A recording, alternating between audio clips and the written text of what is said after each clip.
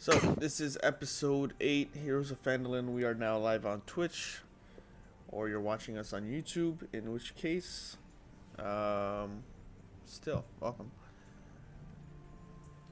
Where we last left off, our adventurers took on Cragmaw Castle, a abandoned and now refortified keep within the Neverwinter Wood, just southeast of Neverwinter, in an attempt to save Gundren Rockseeker, a dwarven patron of theirs who hired them to take on a task of escorting supplies, now becoming a much more lucrative endeavor.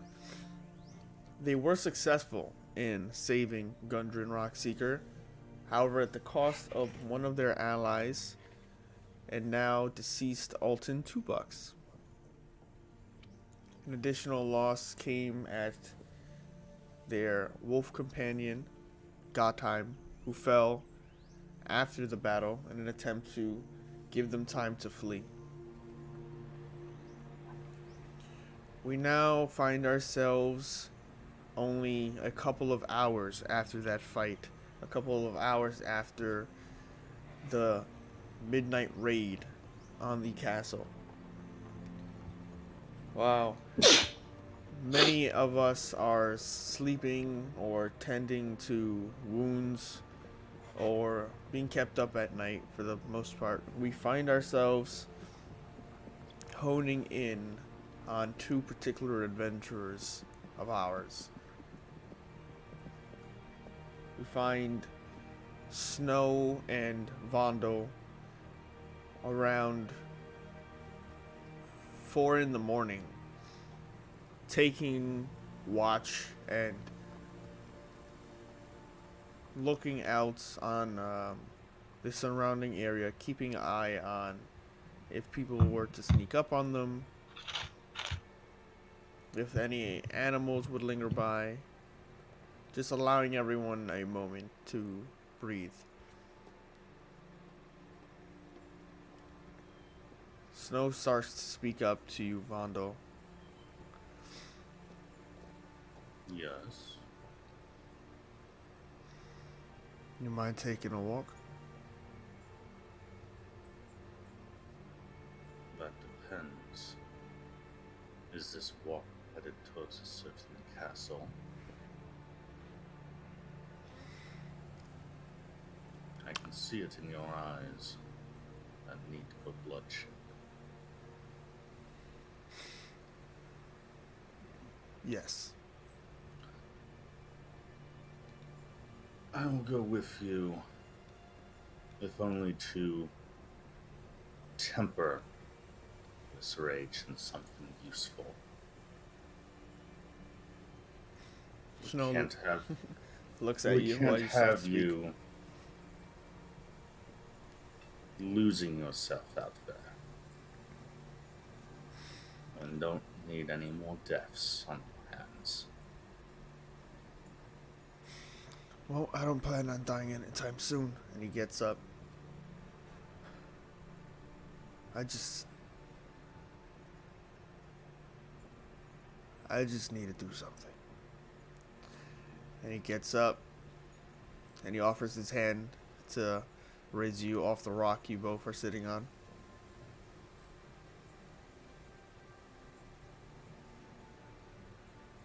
I take his hand, plant my walking stick into the earth, and we set off towards a certain castle. Okay. Why don't you make a stealth check with advantage, because he'll be assisting you. Alright, well that balances out.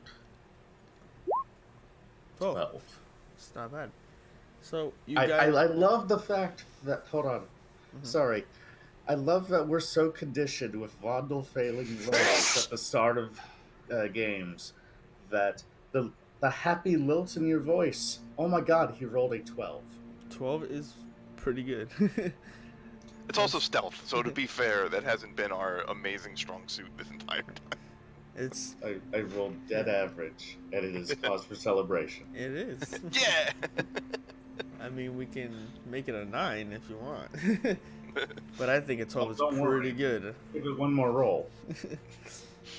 So you guys, during the dead of night, find yourselves at the tree line of Cragmaw Castle.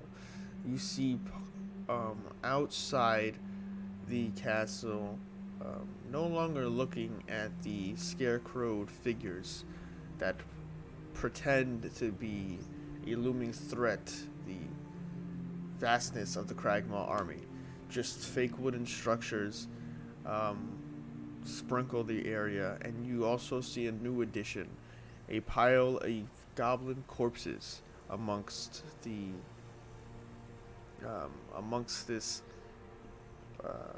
southern side of the castle, right in front of the road. There are no other um, signs of anything really changing. There are still the occasional goblin patrols moving about, and they seem to have a couple more, but nothing too serious. It's still a tribe of goblins, not very militaristic, or having a better strategy to deal with a night raid. Um, but you guys find yourselves on the outskirts, and um, Snow helps you sneak with him along the castle wall towards the additional entrance you guys found the last time you were here. The heavy iron door that was on the south side of the castle, as opposed to you guys entering from the north side through the secret entrance. This is on basically the direct opposite side. It is closer to the area where the hobgoblins came from. And he gets to the door, he takes a knee, and he just starts lockpicking. How close is the corpse pile at this point? It would be about 30 feet away from you. Okay. To cross it, to get here, you'd be within 15 feet, if not reaching distance from it. All right. I'll keep an eye out.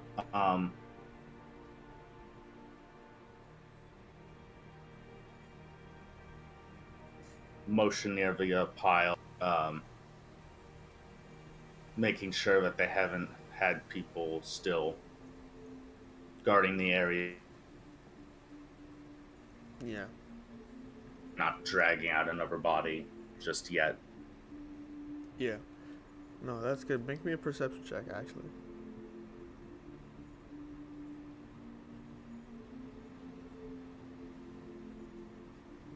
Load. There you go. Amongst the bodies, you see no distinguishing features from any of the goblins. You don't see fronds in the pile, and for the most part, you never really got a look at a goblin that you needed to remember.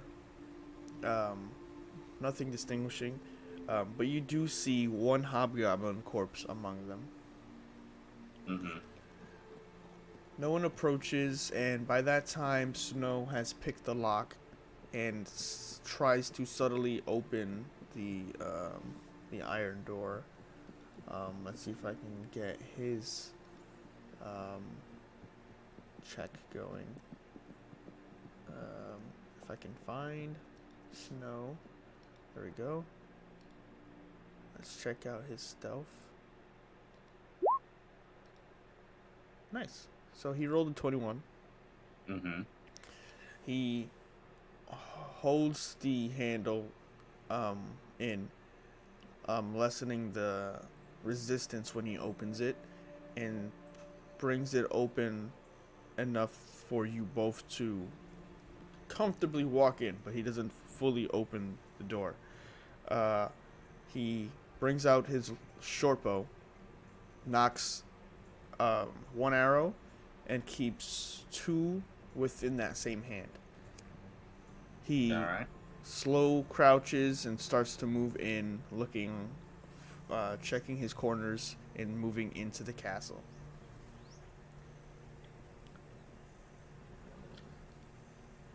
I will have my shield in my right hand. I draw the rapier from the walking stick, belt the sheath, and follow in. Oh, I'm looking at the wrong thing. Forgot that I don't have my backdrop on. My intention is to head back towards where the bugbear Yeah. lost its life. And more importantly, I'm looking for a shapeshifter's corpse. Okay. So, there we go. Now I have that open.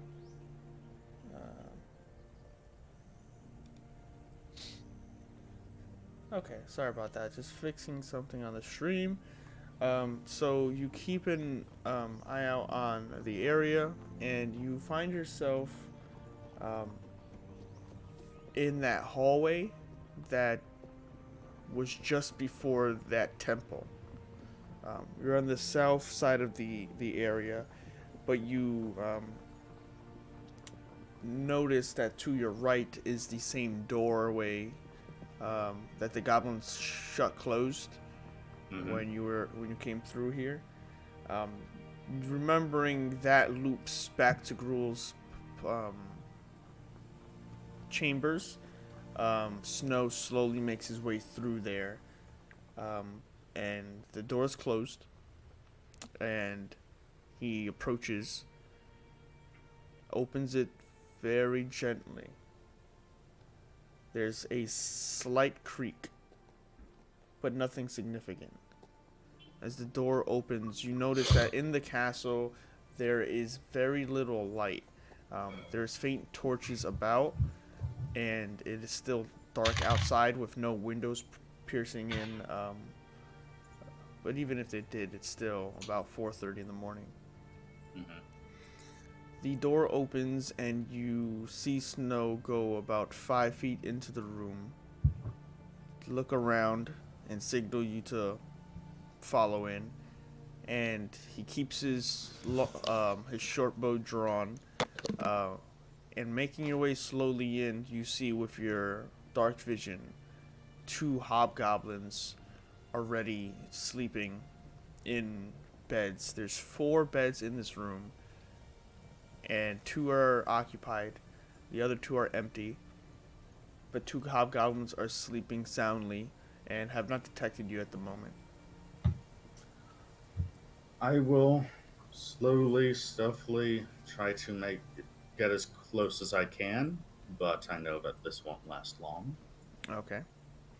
So go ahead and give me another stealth check, and this will still be with advantage, nullifying your disadvantage. Okay. So you make your way to the end of this room. It's not a long room, and this there's not another door. There's that heavy curtain that leads to Gruul's chambers. He holds it over his back, allowing you to go through while he keeps an arrow knocked on the 2 hobgoblins.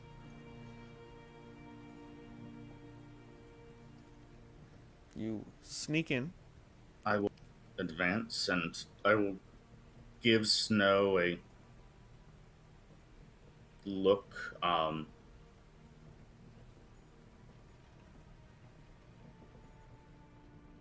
Just a reassurance. Mm-hmm. I look at his bow and nod when he's ready. He can begin whenever he wants. but Yeah. I will continue towards the room. Okay. So you, the curtain closes for a moment. Another moment passes, and then snow does come through, and moves forward with you. Um, you put your hand on the handle of the door. It is not locked. Um, if Snow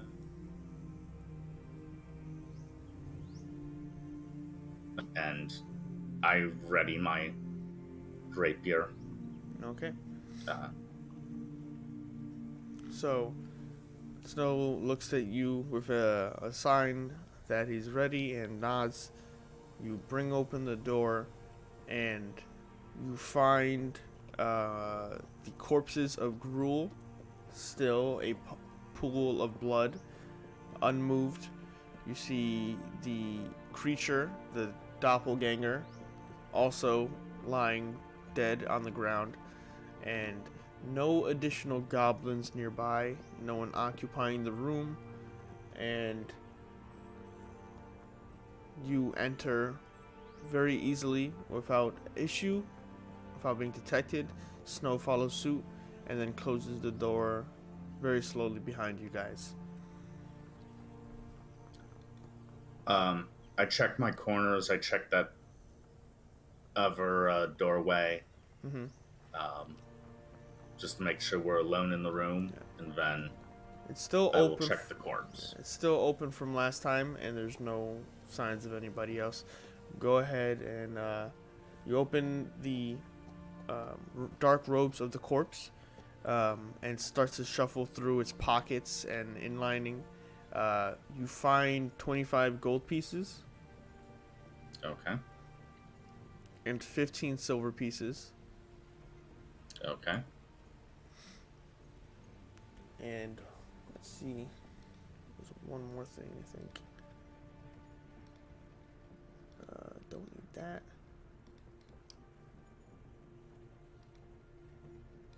Let me pop this open. And with that, this is room number.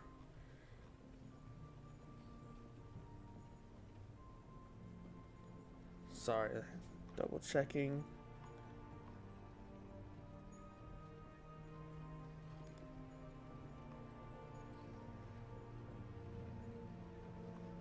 That's the tower. Oh, here it is.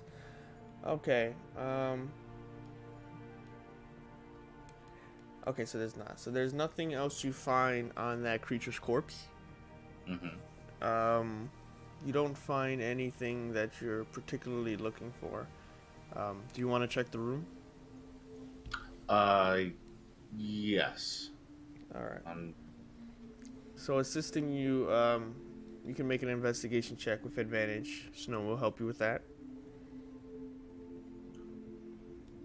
Okay. 18 and so 20 total. 20. Okay. So it takes you a bit though.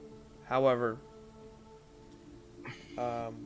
you do find going through the room, going through the supplies. You go to Gruul's bed, and you start shuffling through the dirty furs that make up his thick queen-sized bed pad, and you move over the very subtly the frame, and you find tucked under it a few things.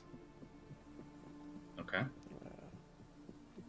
You find this large satchel, a leather satchel,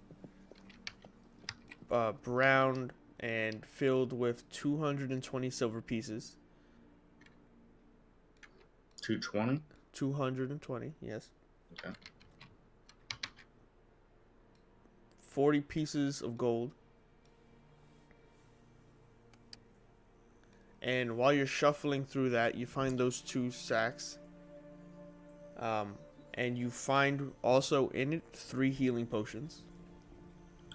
You cut out there for me. We moved on.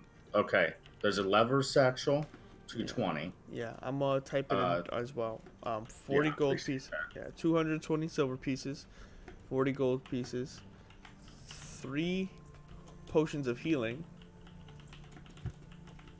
Okay. and a map drawn out crudely, um, in some places, but very detailed in other.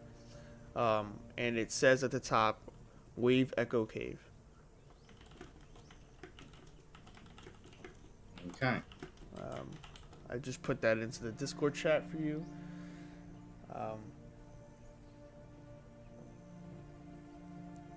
While going through that too, Snow goes through the secret room, that the supplies that Gruul keeps for himself.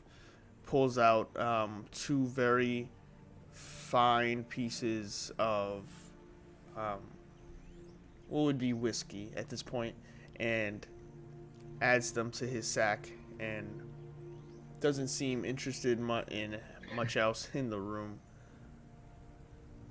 But with that, he gives you a simple and low. You ready to go? Not quite. Are you ready to unleash a demon back upon this castle? Oh yeah, I'm ready. So, heading back towards the way we came and the sleeping hobgoblins, just outside that door,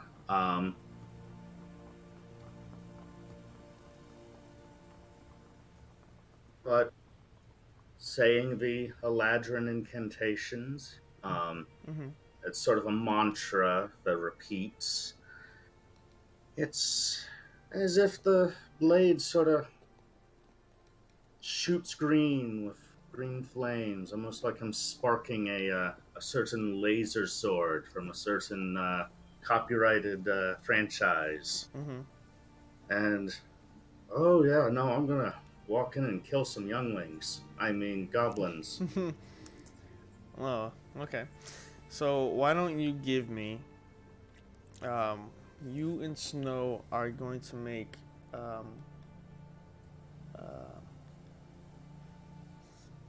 make me 3 attack rolls. All right.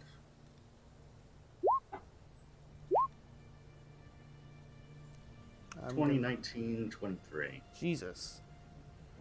So he would be using his bow. Let's see. Not bad. Okay, so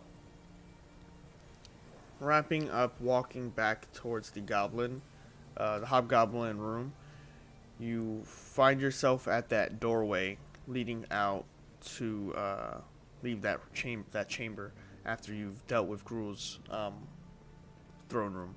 You open the door slowly and pull your blade out.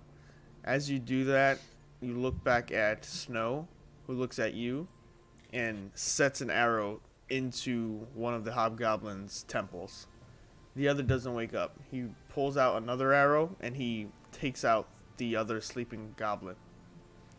You make your way out of that room, and here on the other side of the hall, a bunch of goblin footsteps approaching, not at fast speeds, but simply making their way towards you. You move to the opposite side of the doorway. Snow tucks into a corner and waits. When the door opens, you see 2 small goblins making their way through and closing the door behind them. They speak quietly in their own language, and as the door closes and it seems there's no other sounds nearby, you flick your rapier out at the back of the skull of one, without it even making a sound, it goes down. The other one immediately gets slashed in the face with fire from behind and starts to reave out for a very brief moment, and then you stick it in the throat. You plunge the blade right through its trachea, and the goblin can't even as much as get just a spurt of blood out, as it's still actually covered with flame across the right side of its face. It goes down, and Snow has immediately caught it and starts dragging it away. Some time passes as you guys repeat that process. Attention to what Snow's doing. If there's a target out there that's still not been hit by blade or flame, I seek it out.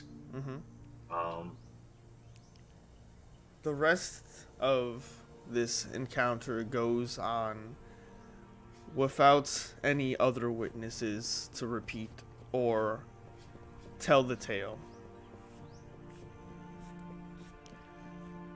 We will wrap it up as you guys continue on and eventually leave about an hour later as daylight starts to flick over the horizon, and you and Snow eventually make your way out of Cragmaw Castle with not satisfied looks, but closure. A sense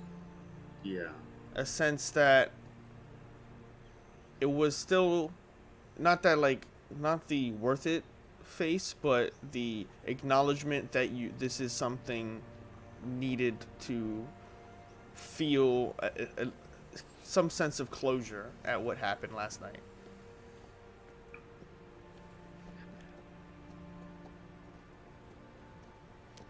We're walking back where Vondel, almost like, the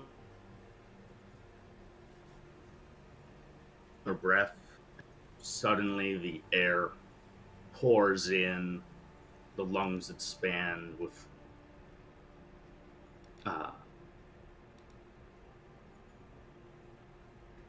fresh air. That sound happens for Vondel. And he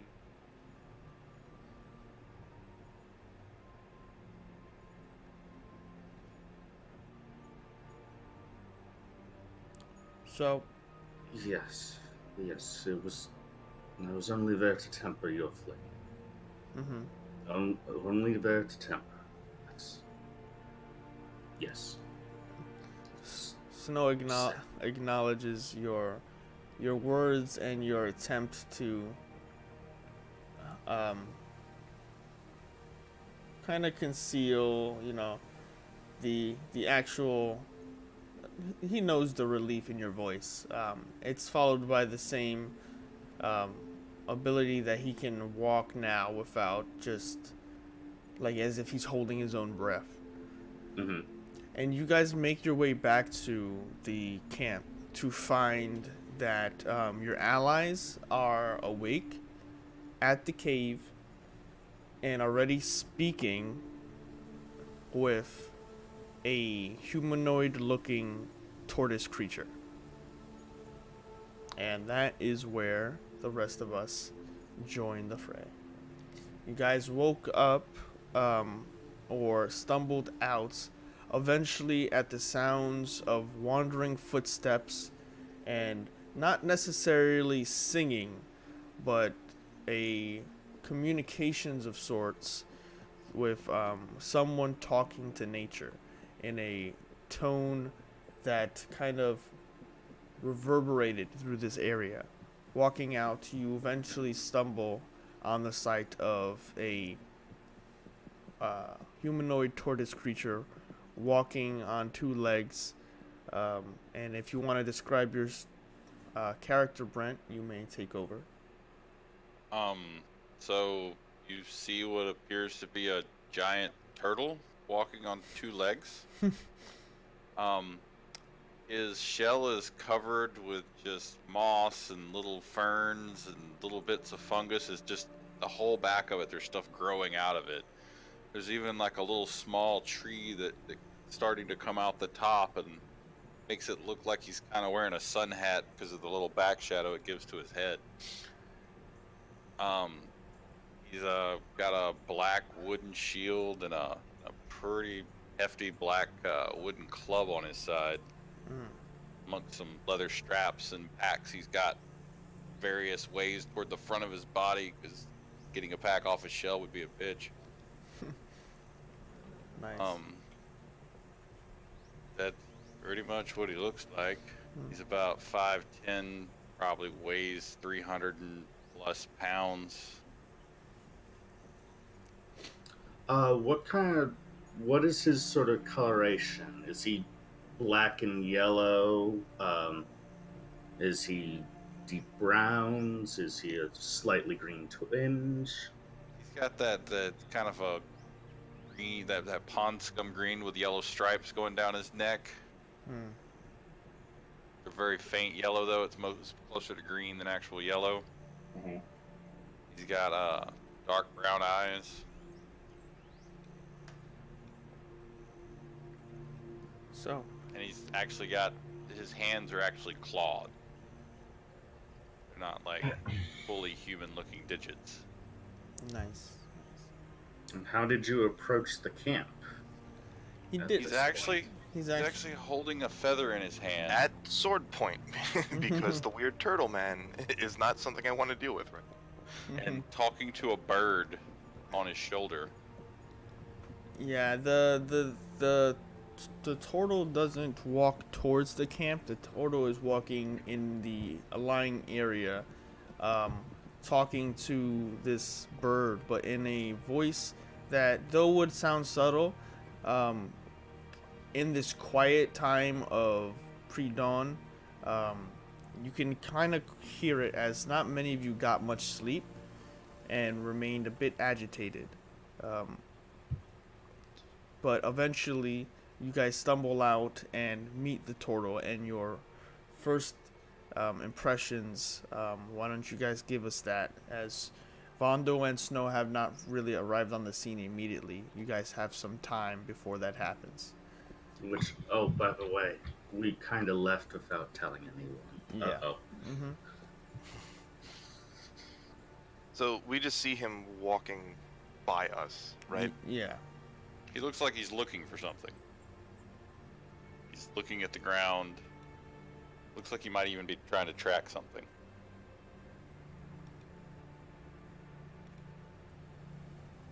I mean, I'm just going to assume this is some weird other setup that's going to be dangerous. So I'm not going out there, but I'm going to keep an eye on him as he's walking around. Can I make a survival check looking for tracks? Yes, you can. I rolled it with... Oh, that button's not toggled on this one. Hang on. No, it's fine. I mean, I don't have the button to turn it off, so I gotta find that setting. Yeah, it'll be in the setting of the character upper sheet. gear, upper right. Yeah, I just trying to find Well, it. for now, a 10 is pretty base. You do find some simple tracks of what you're looking for. Nothing, however, that gives you the telltale that it is close or very nearby. Is the locate object spell leading me in a direction? It would depend. If you want to clarify real quick. Trying to locate an owlbear feather. Ah, yes. Using the one you already have? Yes. You oddly do not. With the feather in hand, you found tracks that led you this far north. And you have found signs where you did find a couple in an opened glade. But since then, tracking the creature and with the locate object spell, you have not actually gained much more ground since that last discovery. I'll keep trying to search around for You just- signs that people are near, or what I'm looking He's for. just wandering around outside this cave. Mm-hmm.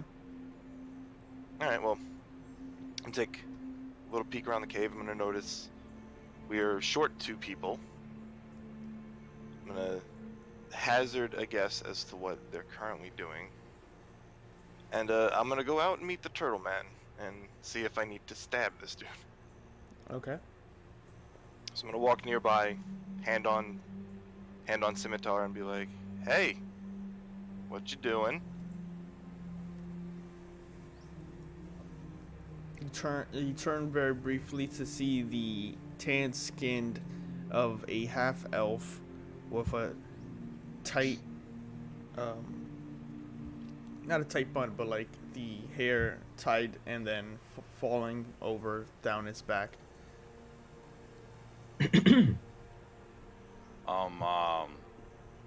How you doing? That I'm looking for a little fella with a owlbear feather around here. I catch a little bit of owlbear PTSD, twitch a tiny bit, and go, "There's not anyone around here that I know that has an owlbear feather. I mean, we fought one in that glade over there, and a dragon ate it. You could try there." Well, look here. I've had a goddess pushing me along to find a fella with an owlbear feather, and she's I hadn't been able to sleep much lately. Oh my god, it's perfect. It is the best. So, And a little confused. I'd rather not have fire ants in my shelter again. That's quite uncomfortable. So, eventually, Apollyon, Kazuto, you stumble out and witness this. Yeah. Okay. I look at Apollyon, and I'm like, you see a giant turtle, right? Stumbling out because I woke up and felt my wounds even worse this morning.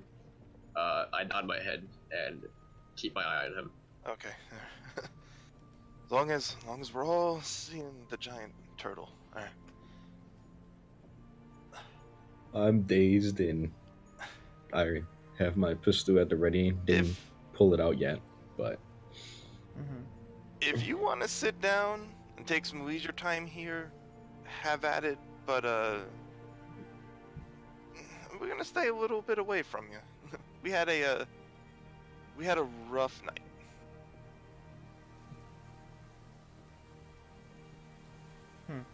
It's around this time that Vondo and Snow approach from the opposite side and stumble on this scene of a weird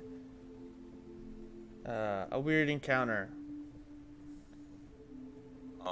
When he tells me he's gonna stay back for a minute, I can take a minute to wander around. I'm gonna turn to the nearest tree Mm-hmm. and look up into the branches, and aren't they? Are these the people you've been hounding me to find? They don't seem to know where no owlbear is, but please tell me these are the people. As you commune, are you gonna commune with nature? Sure. Make He's me- literally just talking to the tree, but we'll Yeah. throw that in there too. Yeah. Yeah, so I'm I want to know how giving crazy that, like, you are. I'm covering my mouth like with my hand, and I'm like, Apollyon, he's talking to the tree, right? Why don't you make me a wisdom check? Wait, he's speaking out loud? Yes. Mm-hmm. So, He's actually looking around kind of fearful, like a bird might dive bomb him or something any second. wind starts to slowly pass through as dawn is giving you guys more light on the surrounding area. The ground is still damp the feature of this area when at nighttime the mist comes very mysteriously and heavily moistens the dirt. As time approaches and you've asked out your question to nature, you get a subtle sign of like, movement in a tree, wind passing by, and it seems like every other message you get. There's no actual answer, but you kind of what's the word? You interpret it as a good sign, and by a good sign, it just means there's no danger. I'm not getting bit by mosquitoes and dive bombed by birds, so it's a good day. Yeah. Vondel, upon reaching the clearing, he just sort of straight beelines back towards the cave, and as he's I look at him as he's running up, and I just give him this weird like turtle. Yeah, just like thrown shoulders up, and I'm like, I don't even know what the hell's going on right now, but hey, new turtle friend, I guess. Mm-hmm. Vondel just still looks past him, and Kazuto, Yeah. is Alton ready for burial or transportation? Unfortunately, yes. So you lost a friend in the woods? It was more of that castle up the way, but essentially, yes. Well, you have my condolences. Can I see if he's bullshitting me? Sure, make an insight check.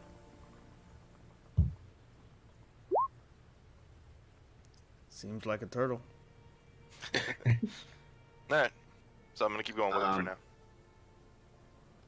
I'm going Can I make an insight check to make sure they're actually telling the truth about losing a friend? Go ahead. Nope. Insight history. Sorry. Oh God.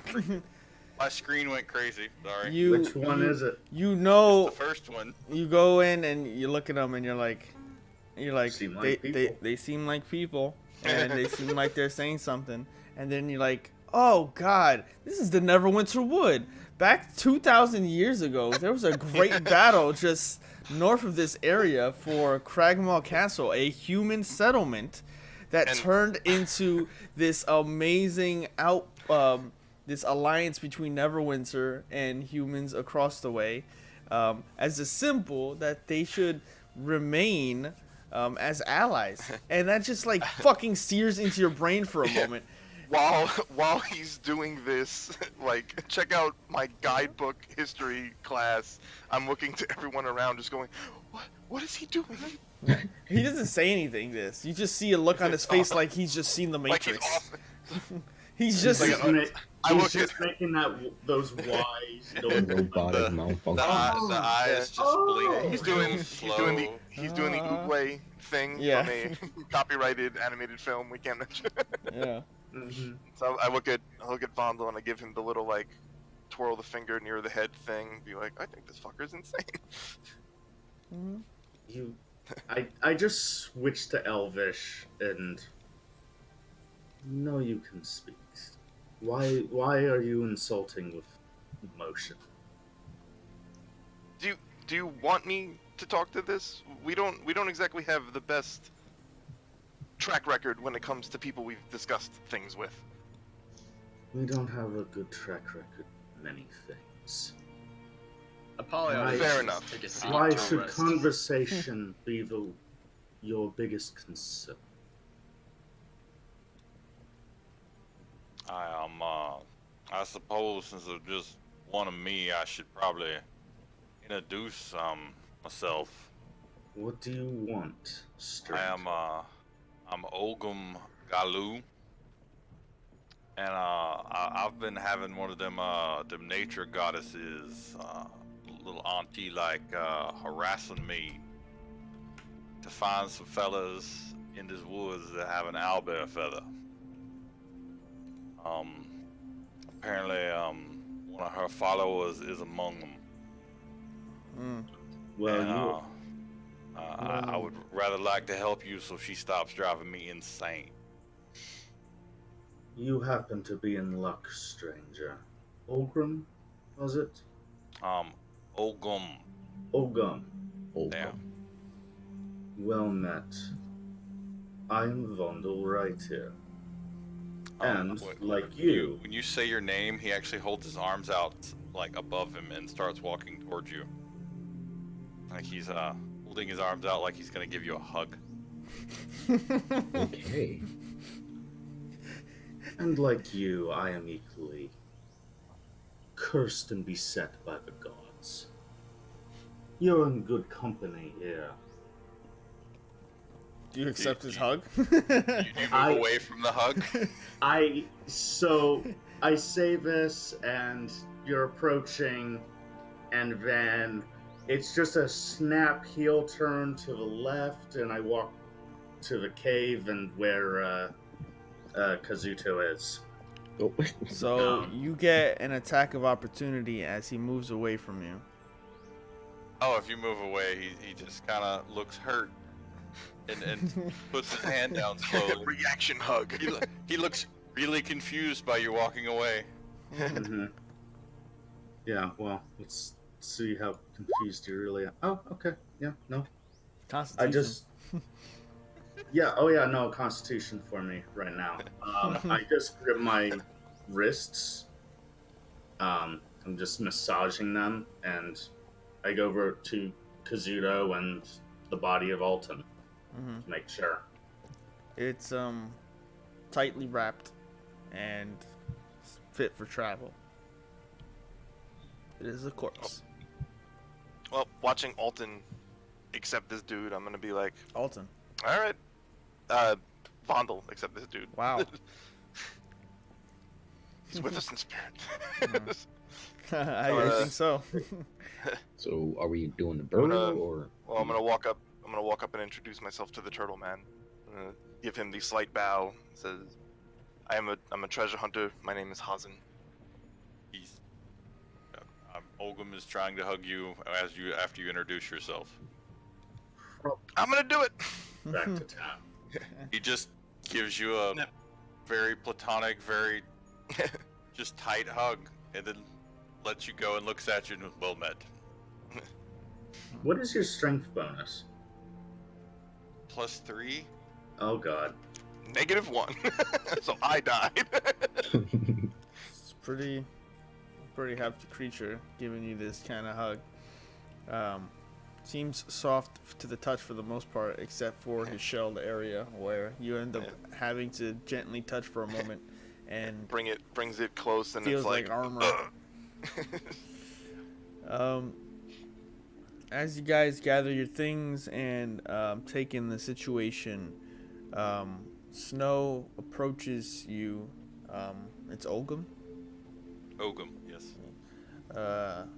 He has two hands clasped on one another while he's standing. So looking for an elbow feather? Yeah, someone among you, I was directed that they might have an owlbear feather on them. It's a pretty rare thing to find. How much money you got on you?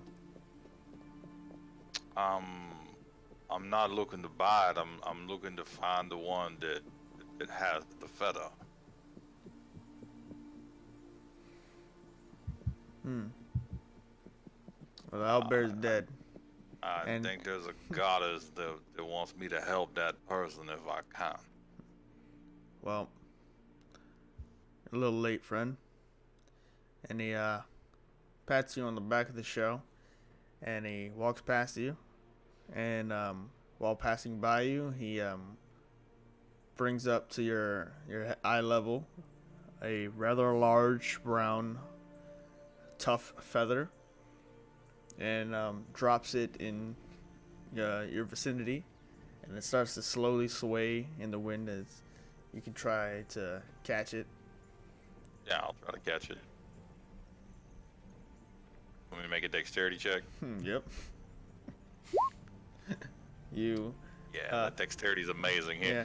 He slowly reaches for it as the wind just blows it away.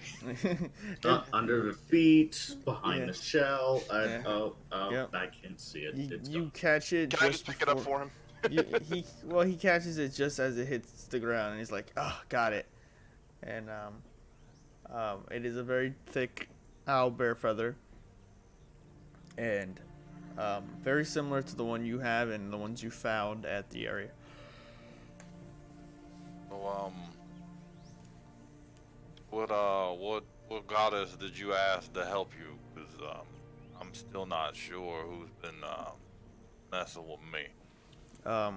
Snow is about 5 feet away as he keeps walking, and as he's moving through, picking up his bag and slinging it over his back, he goes, "Death,"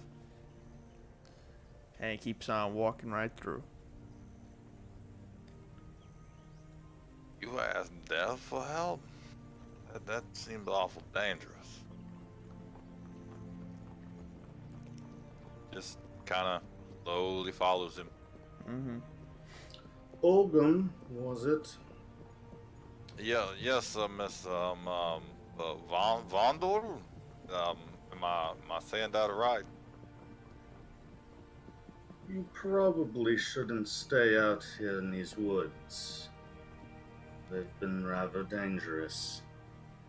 Well, You- since I found what I was looking for, I was hoping I could maybe help y'all out. So this nature deity doesn't make sleeping so hard over the next couple of days.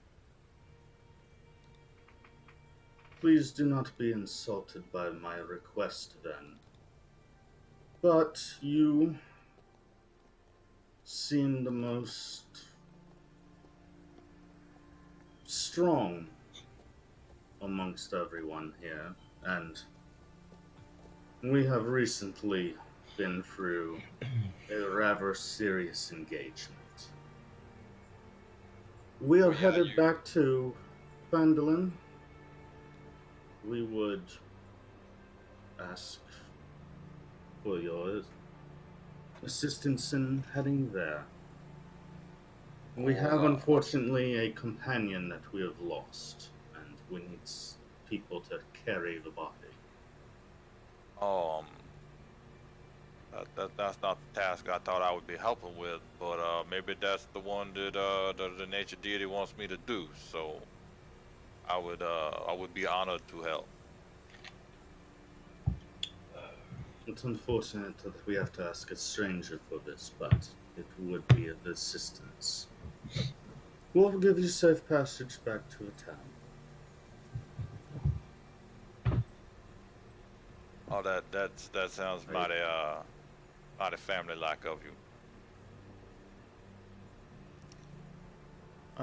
Making your way through the Neverwinter Woods south, back the path you came, you all are led by Snow in the direction towards Phandalin. Still a 4-day journey back. As you guys are going through the trees, the high ground, the broken ground, the rough terrain with rock formations spread out every now and then, you do end up returning to a familiar site where you initially saw those creatures you had not really seen before, the rodents of the forest and the cave that they ran into. Kazuto, Yes. on this walk back, you find yourself thinking very often about the events that transpired last night. You get flashes of you and Franz You very often cut in and out of scenes where you've grabbed him. You've sliced through his skin and bone and removed a leg of his. His screams, him cursing you, his deep voice after the incident, and eventually the peppering of arrows when you were fleeing from the goblins. You hear a guttural, dog-like growl, and then wake up in a dark room with, where you're chained, and you hear battle going on. It's just a repeat of the events that happened last night, and eventually your transformation into the cursed creature that you have within yourself. I need you to make me a wisdom saving throw. Okay. God. Okay. As of last night, you were not able to shrug off some of the lingering thoughts that happened while trying to sleep, trying to We're walking right now, right? yeah. Okay. I need you to mark on your character sheet that you have 1 point of exhaustion, as you actually got no sleep last night due to the constant thoughts that were going through your head. How do I mark 1 point of exhaustion? Just set it up in as a additional resource. Yeah, so where you have your bolts, your arrow bolts and your bullets. The items? Yeah. Yeah, just hit a plus, add exhaustion 1. Yeah. So with that, you have disadvantage on ability checks until you can get yourself a actual good night's sleep. Right. Apollyon, you don't. You're walking through the forest with everyone, keeping an eye on them, but not actual visual of Vondel and Hazin and everyone. As you're moving through, you only see the blur outlines of them, and that is what you use to guide you. Your thoughts are wrapped up in the events as well of last night, and you find that while you think of those that night of goblins and blood and exploding corpses, the sounds of shattering icicles piercing through your ears, you hear the voice of the entity that continues to plague you every night over and over again, not giving you much reprieve, and the languages coming through skitter and scatter at low pitches, as high pitches they echo, they repeat themselves until very faintly you'll hear a language that you know, but it's a word, it's not a constructed sentence that gives you a sense of what it wants. You are most likely just fucking batshit insane. But there is hope. There is something that can probably reveal some sort of reprieve from this, and that's the constant idea that there is a place nearby that has some sort of power, that has something tucked away that you could use. Your research into the Spellforge and the lost mine of Phandelver. However, that hope is still plagued with all the thoughts that are driving you into a very chaotic state. I need you to also make a wisdom saving throw.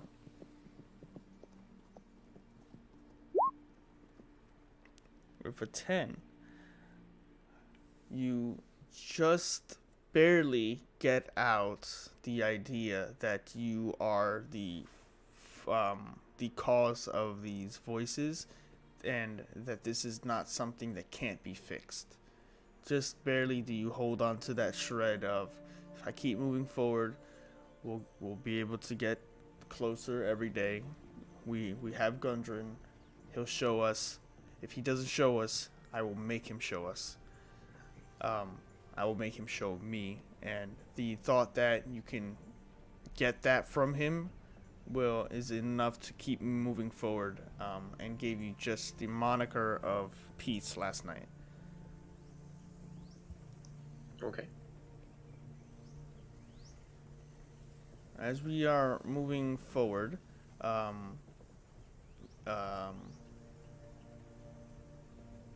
see, Ogum. Yeah. While you're moving through these areas, you see very different creatures moving through these. You see the occasional bird. You hear them talking. Every now and then, as they talk, you kind of hear it differently than when you were a child. When you were a child, you heard them very often as indiscernible chirps, but every now and then you hear them speak common. They say words like food and hunger and mourning. Not to you specifically, but to the other surrounding forest life. You notice two of the members in here having a difficult time, not very focused on the path moving forward. But Fondle, you have somewhat of the same thoughts described last night. However, you did not get a full night's sleep.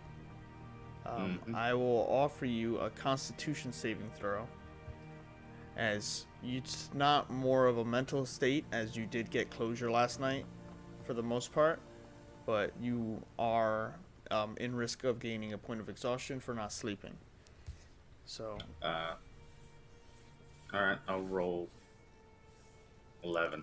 okay, so you notice the brighter light of dawn in your face. It seems a little bit more not difficult. It's noticeable, the brightness of it, the intensity as it grows with each hour, each few hours of travel. But for now, you will feel still that little sense of adrenaline keeping you alert, keeping you focused. There's no fatigue, and it's not like you've not gone nights without sleep before. So yes, but I'm going to slow my pace regardless. Something does feel off.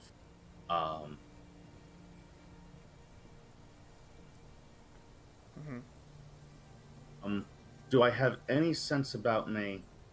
Are the feelings I'm having natural to my own thoughts and thought lines, or are they something pressed upon me by an outside force? Do I feel like I'm fighting off a sickness? Without an insight check, you've felt the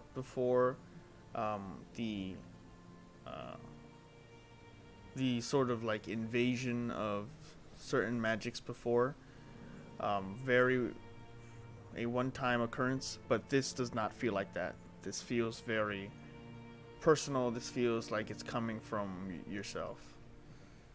That's why now? Why now? Why was there a child among your party? Seems kind of odd to bring a child out this far. He was a halfling. He was no. Oh, that would explain why he is so small. Sorry, it's hard to tell into a death shroud.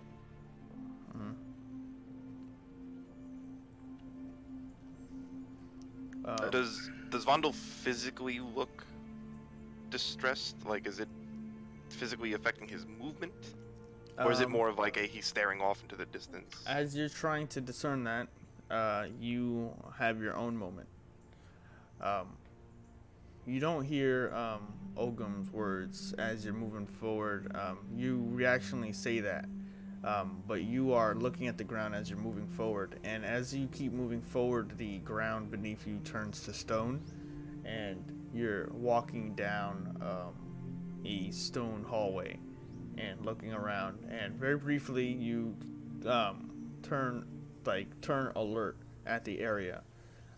Everyone seems to be up in their own distracting moments, and as you're turning to stone after you relay that to Ogum instinctually, you see Alton at the end of the hill, the next overpass, and he's just staring over at you, not harried by anything. He looks healthy, he looks alive, he looks at you, and then he fades very briefly from your moment, and he's not there. Snow climbs over where he was standing and looks back at all of you, and he goes, "We should probably rest. We haven't really got much sleep lately, and we're not against Phandalin today. I'll scout out an area. You guys stay put for a bit." And goes off and scouts a campsite for you guys. And Hazin, I need you to make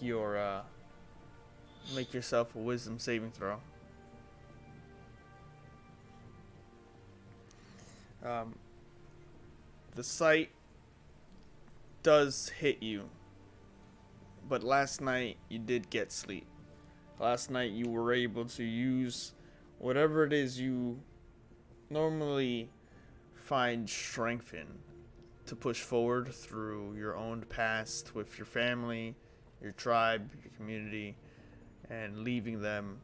Whatever allowed you to sleep through those nights alone and on the move has given you a sense of resolve. But there is still that lingering feeling about what happened last night with Alton and the castle. And you all eventually get to a campsite, and not a campsite, but you create one about 2 days now away from Phandalin, still within the forest, now on really high ground with the wind blowing through the trees and sweeping amongst your faces. Snow does not actually go does actually go hunting and returns with 2 pretty substantial sized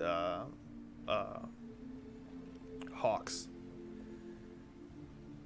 and starts plucking the feathers and preparing them. I help him. Okay.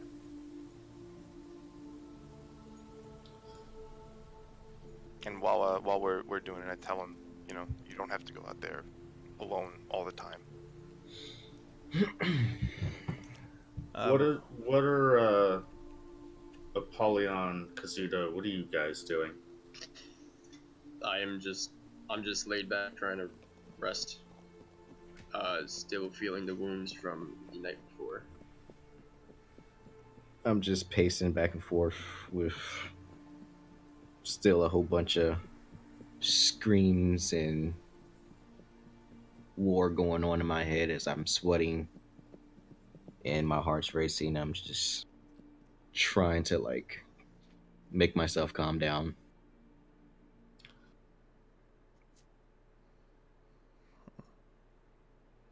As of right now, that's what I'm doing. I am not yet trying to sleep. Okay.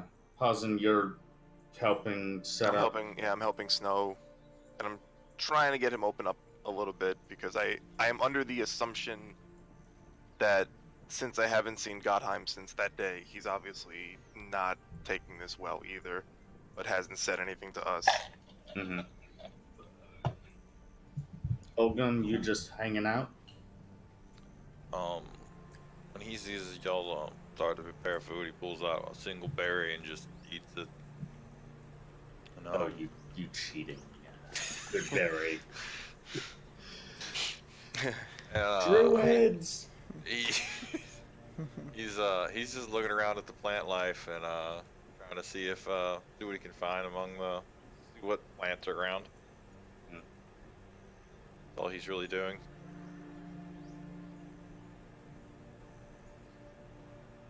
He just seems to be real enamored with just nature around him, like it's all new.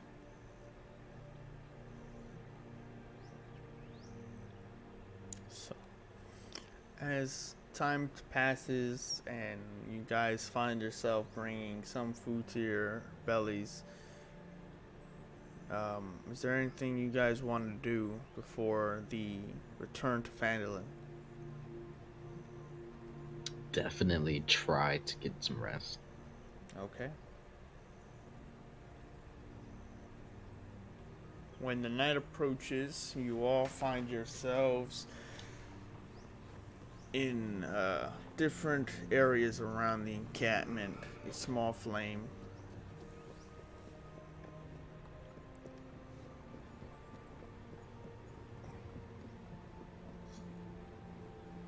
I'm going to approach Apollyon. Okay. I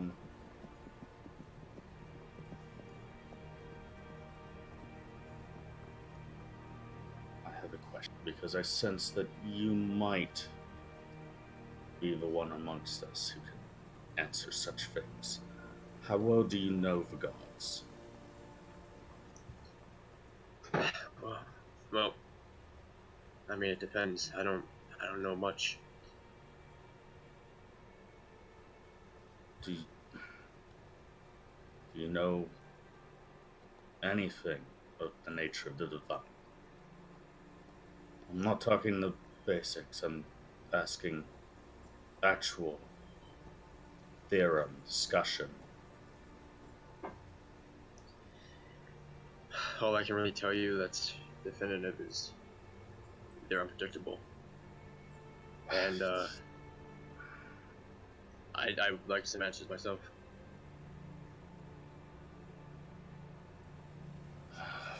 Stumbling fools. Dancers on strings for pleasure of the audience.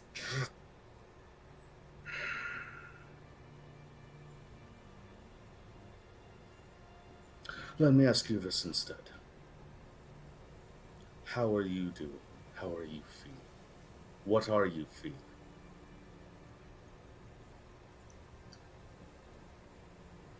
It's, well, besides the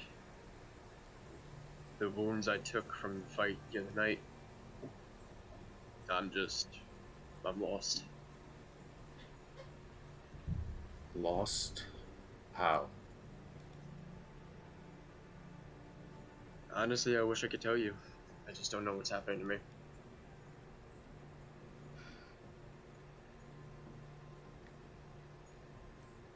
You're not alone in that feeling.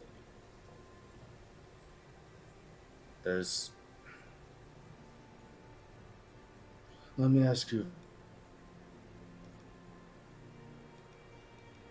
You will tell me and interrupt me if you feel the same.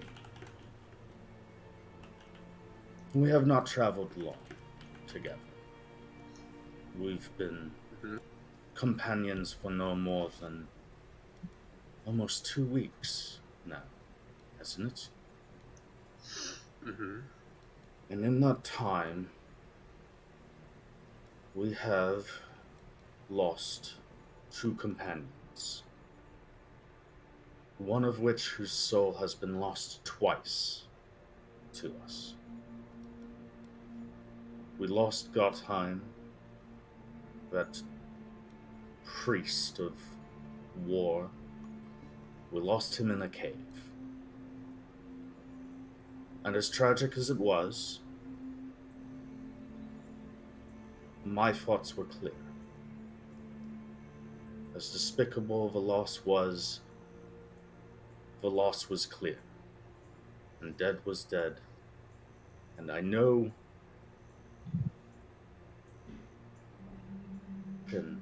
he likely lingered. And ergo, we had the animal with us. Now that soul was lost again. But my vision, at least, is not clouded by that. But then we lost Alton. Now Alton was good and strong and brave in the moment, and he saved others, but he lost his life.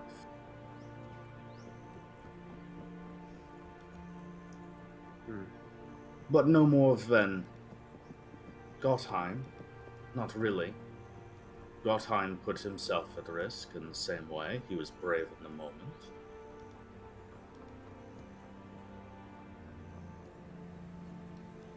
So my fear, the loss of Alton now, of all else, above every example of brave men and women in my life that has fallen beside me. Why am I feeling this? Why is this uniquely oppressing? Should I make some sort of check, Adam? Go for it if you want to make a wisdom check.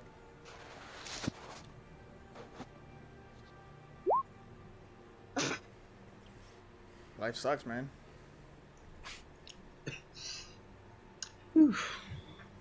Honestly, Vondel, I don't know. I've felt lost my whole life. Ones that I can explain, ones I can't. And, I don't know, I just keep moving forward, trying to find answers.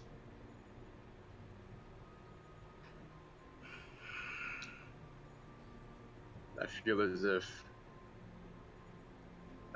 if it's not the loss of Alton that's breaking you down, but the way he died. He was a good man, he sacrificed himself for us. He did no such thing. He was there, and he died. The enemy fell upon him in that room, and he died. The same enemy that wounded you caused you to have to retreat. It just fell upon him and ended Alton's life. That's not sacrifice. That's not... It's just... death. But he didn't need to come with us. He chose to.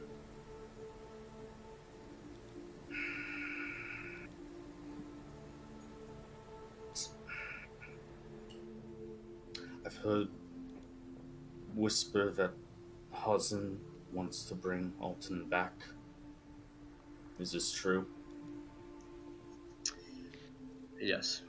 I think he wants to try. I don't really know how, but he did mention it. I don't... Why is it Alton? Wait, am I sitting down through all this because I'm like dying, or am I standing? I mean, if we've long rested, you've recovered your wounds. Let's say You've this recovered your HP. But Yeah. Did I have a long rest though? Yeah. Okay, so what, I'm at I'm at full health again, or Mm-hmm. You're at full health again. You recover your spell slots. You get everything back from a long rest. It That might news- ache, but with that news, suddenly, I feel a burst of energy and I get up. Okay. I put my hand on Vondo's shoulder. I sense your frustration, but we just have to see where fate takes us. I don't know if Alton can be brought back. Perhaps he could. Maybe Gundren knows of a way. But I wish I had more answers for you.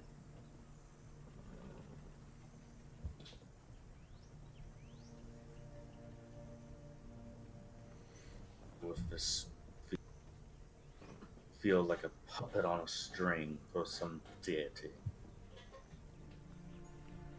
Acting out some play. I don't.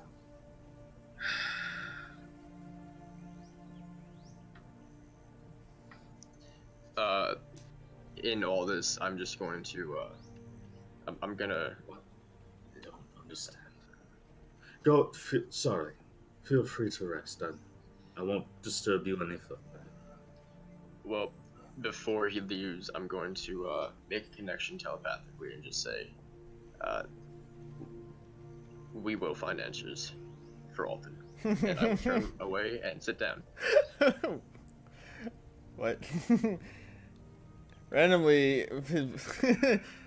Apollyon's voice goes into your head. I am just a curse catcher who has met a bunch of strange and fucked up people. I have seen strange powers in recent days. What's one more? People who can turn into werewolves but regain their senses? Sure, we'll go with that. Is he saying this out loud? Yep. I am just thinking. He said No. that out loud. No. I am muttering this in Eladrin. I am just going to wander off and rest. Mhm.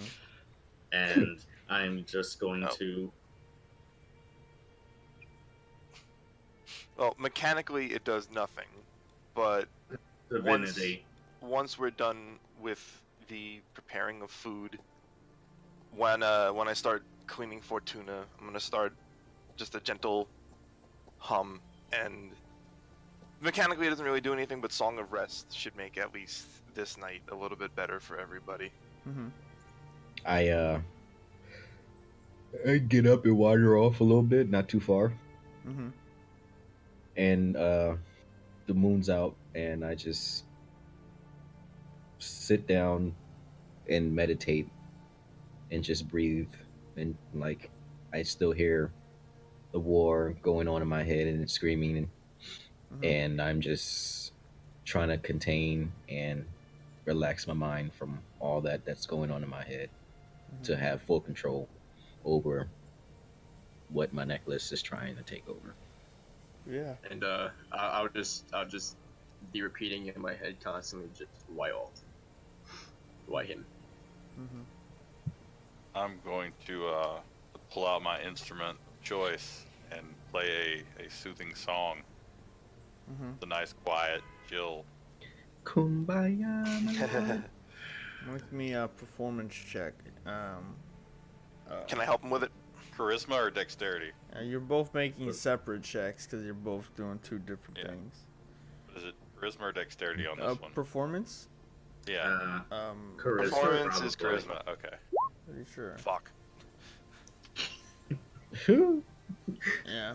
As you all, You know what? as Fuck it. as as you're trying to play a You know gentle that song. Inception meme of the squinty eyes? That's me right now. Where the hell did that come from? What the? I was literally just humming. That's fine. It gets drowned out as Ogum starts to play a very unfamiliar tune with what instrument? A didgeridoo. A didgeridoo, exactly. You guys know what a didgeridoo is. Yeah. It's that thing that looks like a whatchamacallit. And as he's playing it, you guys stop. It's a big long tube. Yeah. Wom, wom, wom, wom, wom. Yeah. And he starts to play it with a very deep bass, and it's good, but you're also in your own heads like, fucking stop. So and so then he drowned out the humming, but I stopped and I'm in amazement at this because I've never seen this instrument before, Mhm. and I'm just captivated by this right now. Oh, just a heads up. His name is still Alden. When it comes up. Yeah. Oh, well, yeah. Yeah. I'll change that once we see how things play out today. Yeah, once you There. once you get it out your head. Spoilers. I should have just been like, I don't know what you're talking about. Oh, you feeling guilty? You feeling guilty? You think why? Well, I see Ogum. I don't know what you're saying. Make a wisdom saving throw. Wisdom saving throws galore. Anyway, eventually, Vondel picks up his lute guitar instrument and starts to mirror, not mirror the performance, but play gently a tune of his own until it develops into a what's the right word? Rock concert. Some AC/DC. No. He actually eventually mirrors the didgeridoo with a melody that doesn't. There's no conflict with you both playing at the same time. You actually both pair off very well for the rest of the night. And everyone who does have a point of exhaustion, like Kazuto, you may remove it now. The night goes out uneventful, and eventually you guys make your way 4 days out of the Neverwinter Wood, and outside the tree line you see a beautiful afternoon sky with a nice blue. Every so often you see clouds shaped very obscurely. However, one looks like a weird wizard just floating in the sky. But you've seen Stranger Things hosted on Netflix every other year. And in the distance you see Phandalin. You see the town you came from. You see the bustling trade hub now, the frontier, as they call it. And you guys make your way forward. And with that, we're going to take a quick break before we return, as we have a lot to do.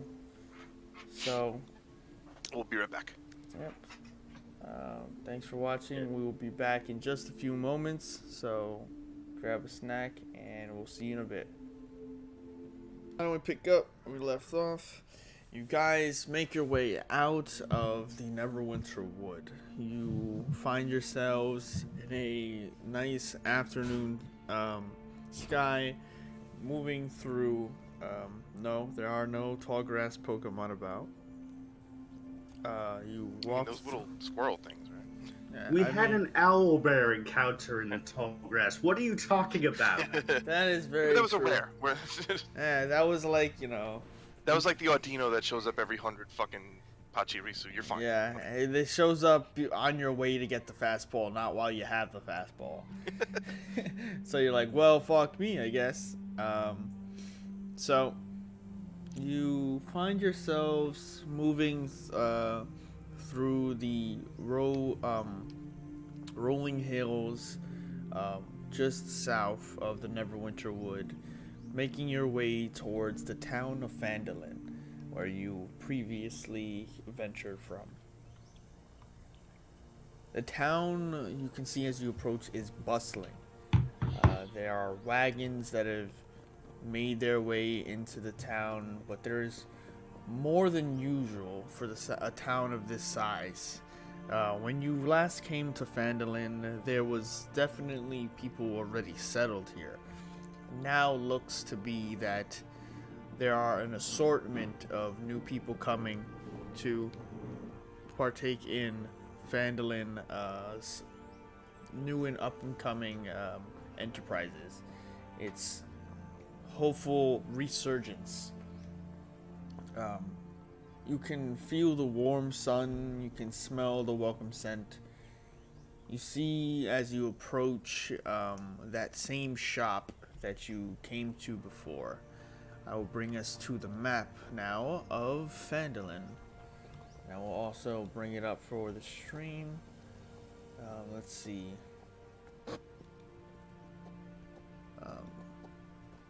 There we go. Let's get nice Phandalin going right there for everybody. You guys make your way in from the north side of the tribe board trail. Heading south into Phandalin, you see an assortment of carts and wagons pushed off the road to the side, staked into the ground. And with that, let me mix up our music for once.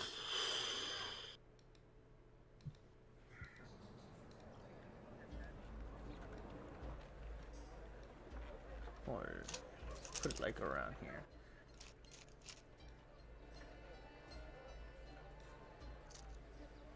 That's pretty good. Okay. So, you guys find yourselves in the town, moving towards Barthen's Provisions, where you were previously paid and returned the wagon for your first quest.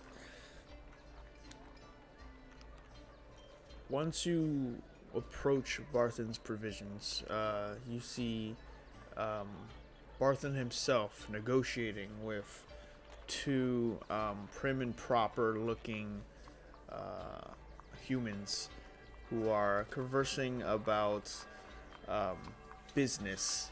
Barthen seems to be trying to politely decline offers, as the other two seem to be very insistent and pressing him. You look around towards the smithy and down the road, and you see that there's people moving in on the road past you all, moving past Gundren and riding horses into town. And there seems to be a big commotion further in towards the town green, past the Shrine of Luck. Stopping at Barthen's Provisions, you all make your way in as Gundren has insisted that we stop here, that you all stop here first. So, now that we have some safe grounds under us, I recommend we go in and we can start things on better footing. I can see that you're all rewarded for your aid, and Give or take. So what was the last thing you heard? We got into Barthen's Provisions. What's his name? Olgum asked what we want him to do with Alton. Yep. And then Vondel sent him outward. Gonna me. send him after Hazin. Get Alton to a church to be interred for now. Yeah, we're gonna While we decide, like, Hazin's got his own plans. Fury, Hope. I say just leave him at the church until we know where to send him back to college, or yeah. So we're gonna send a cut message all to of the that out. college. Yeah. We're gonna cut all that out and start from scratch. So returning, you guys make your way towards Barthen's Provisions. and making your way in. Did you hear the conversation before about? Yes. Okay. Yeah. So, making. Gundren will let us in. But you heard about the other stuff, right? With Barton. He's About him. negotiating with humans. Yes. Okay. Yeah, two well-dressed looking humans who are pressuring him a bit. All right. So you guys move past the conversation as Gundren steps onto the staircase into the store and turns to you all and speaks up. So I just want to thank you for everything you've done for me so far, but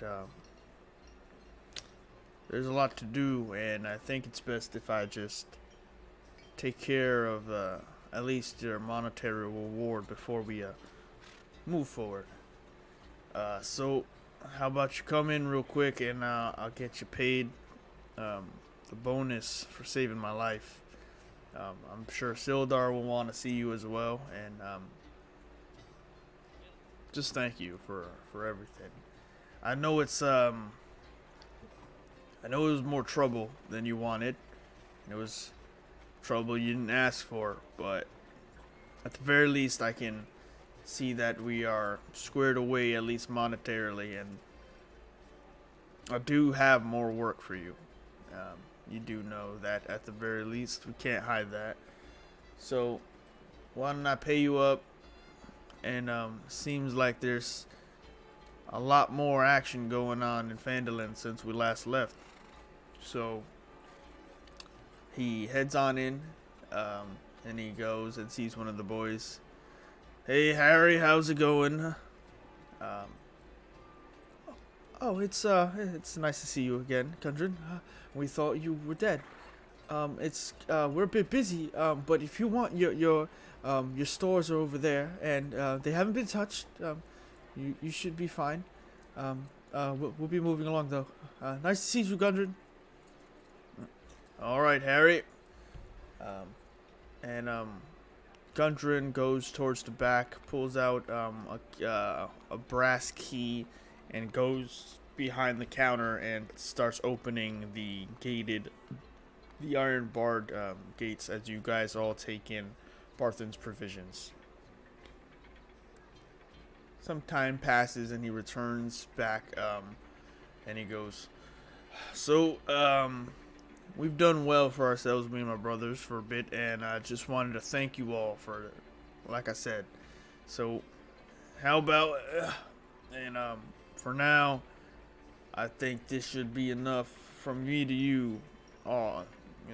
You as a group, not one individual. You can split it amongst yourselves how you see fit.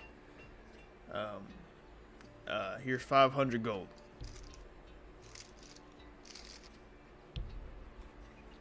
So who grabs that?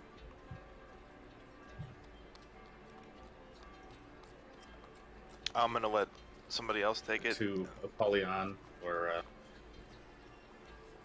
How much gold is it? Zuda. No, I'm not gonna take it.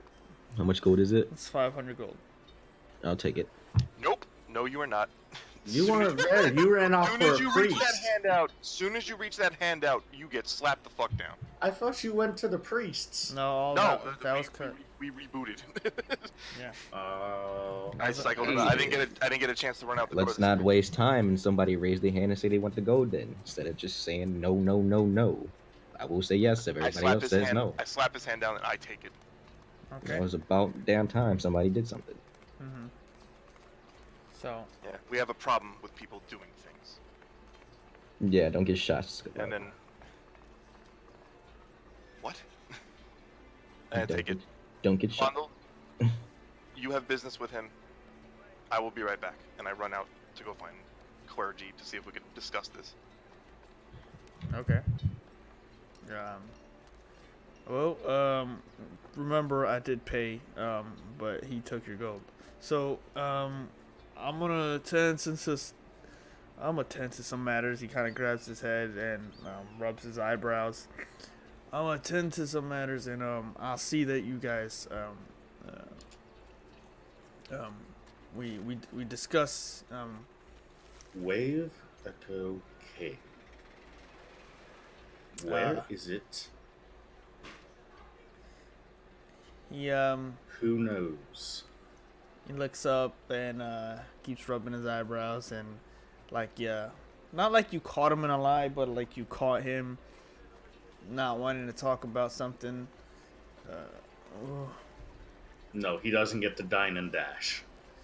We'll discuss that when I've situated. I need some time to find my brothers, talk to them, and see what they've been up to since I've been gone.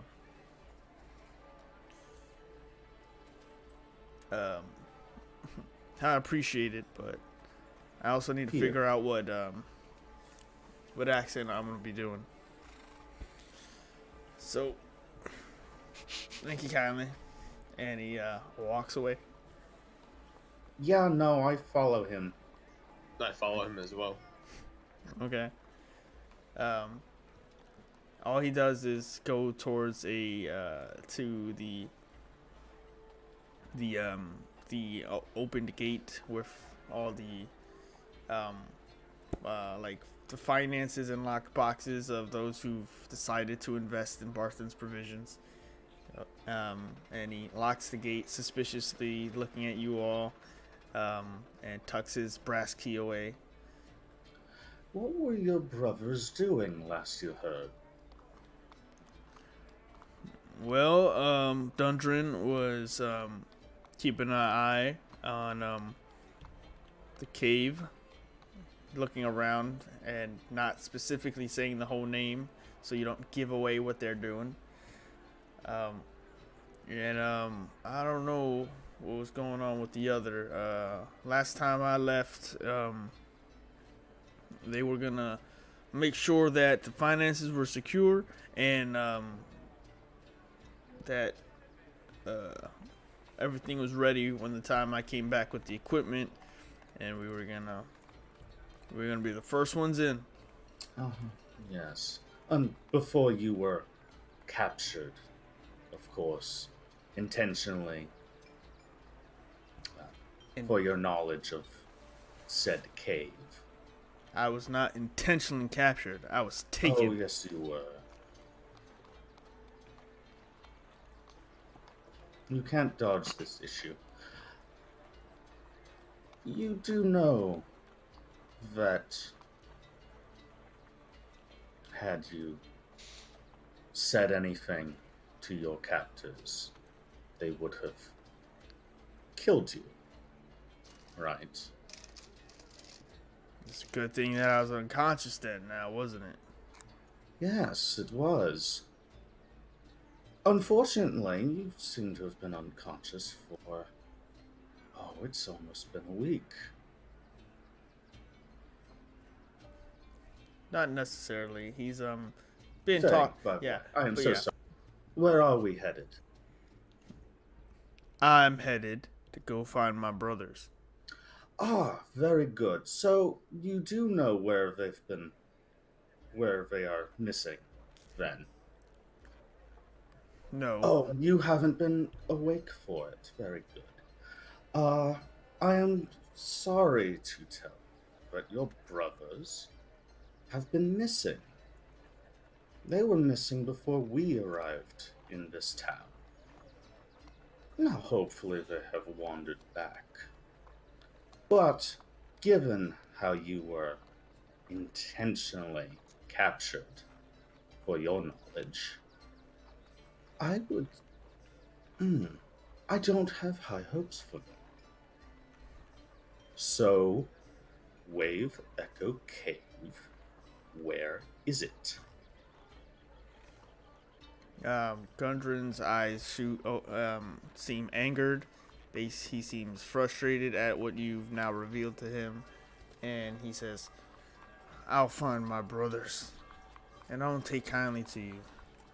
So I'd get out of my way right now." Where are we standing, by the way? Standing behind the counter in front of the vault, basically.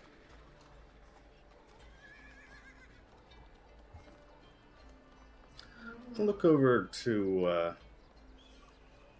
where Kazuto is. Kazuto. What is your feeling on the matter? Should we get out of his way? Uh, sure. What's the worst that can happen? Oh, by the way, while all this is happening, I'm asking people in the store where the priest or the temple is for in this town. Mm-hmm. Trying to figure out where to take the body to. You know, Yeah, it's small, but it's heavy. You get the right directions. Also, wait, okay. Can I go to the blacksmith? Sure. Alright, I'll be making my way there. Cool. Because the Dungeon Master loves doing 7 different narratives. Alright. Gundren, Or I'll wait That's until cool. everyone's done. Oh, thank you. Appreciate it. Thanks. Mm-hmm.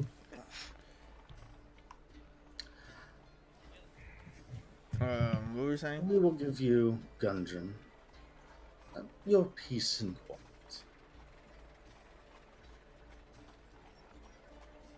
But know this.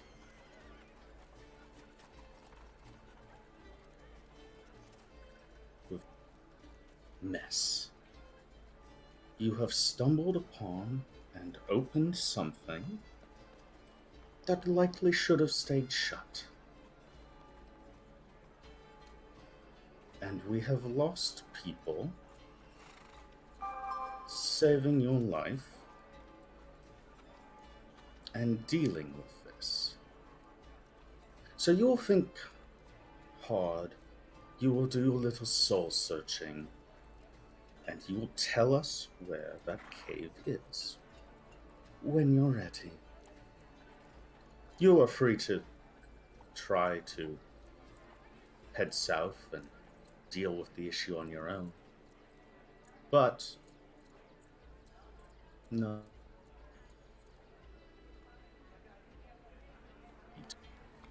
In your time, Kazuto, you had a smithy to visit.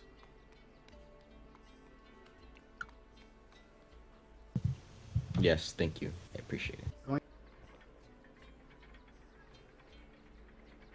So, after the conversation with Gundra and Rockseeker, you guys make your way out of Barthen's Provisions.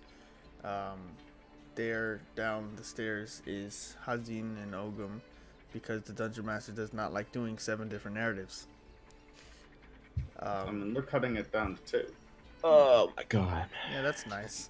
You all make your way down, as a party, down the road towards the town green, as the Dungeon Master does not like doing 7 narratives. And So do I just look defeated? Like they told me that this is just not a possible thing to do? no, you've asked directions for the temple. You found where it is, and you're now making your way south down this road to the temple. Cool. Okay. Everything is in the same direction.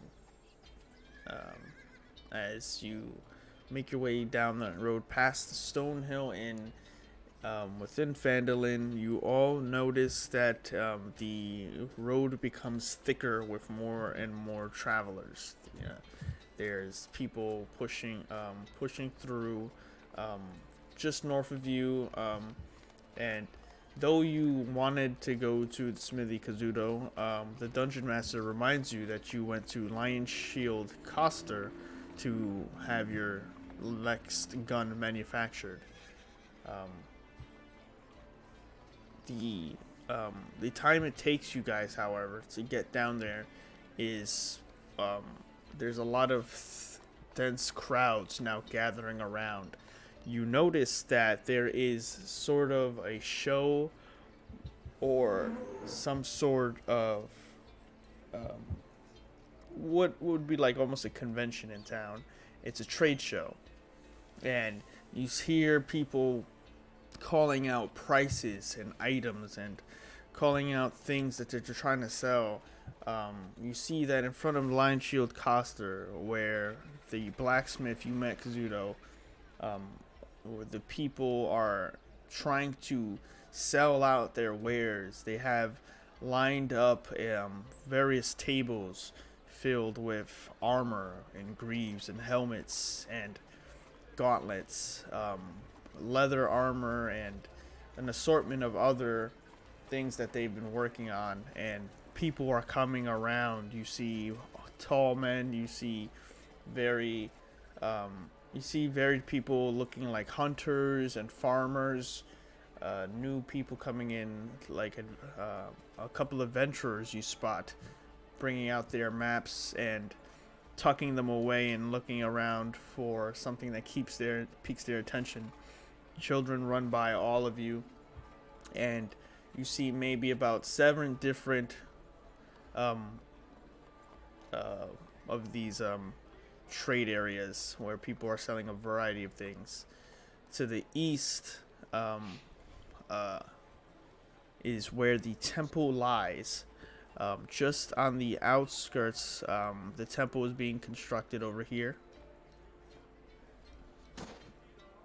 And Hazin and Ogum, you make your way east as the group spends a moment here in the town green. So, how would you guys like to continue? We're 2 separate groups now, right? Yes. Where am I at? With what groups? What side? Okay. You can head right to Coster and get your order picked And is this the smithy? up. The Coster. Lion Shield Oh, Monster. okay. I see. All right, I entered the coster. Okay. Making your way to the Coster, there is the A dynamite on the ground. No, but if you want there to be, there could be. Whatever floats your boat.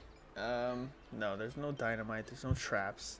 There's, however, a trade show going on, and the Coster is closed off as people are working on in front of the building with tables worth of equipment to be sold. You make your way towards the entrance, and the woman there recognizes you and says, "Ah, Kazuto, how's it been? It's been almost a full week. Where have you been?" On the journey. A very, very interesting one. Well, good timing. The trade show has up and manifested out of nowhere. We are trying to compete, but we have your order if you are ready to pay and pick it up. Yeah, sure. Can I look at it? Yeah, sure, of course.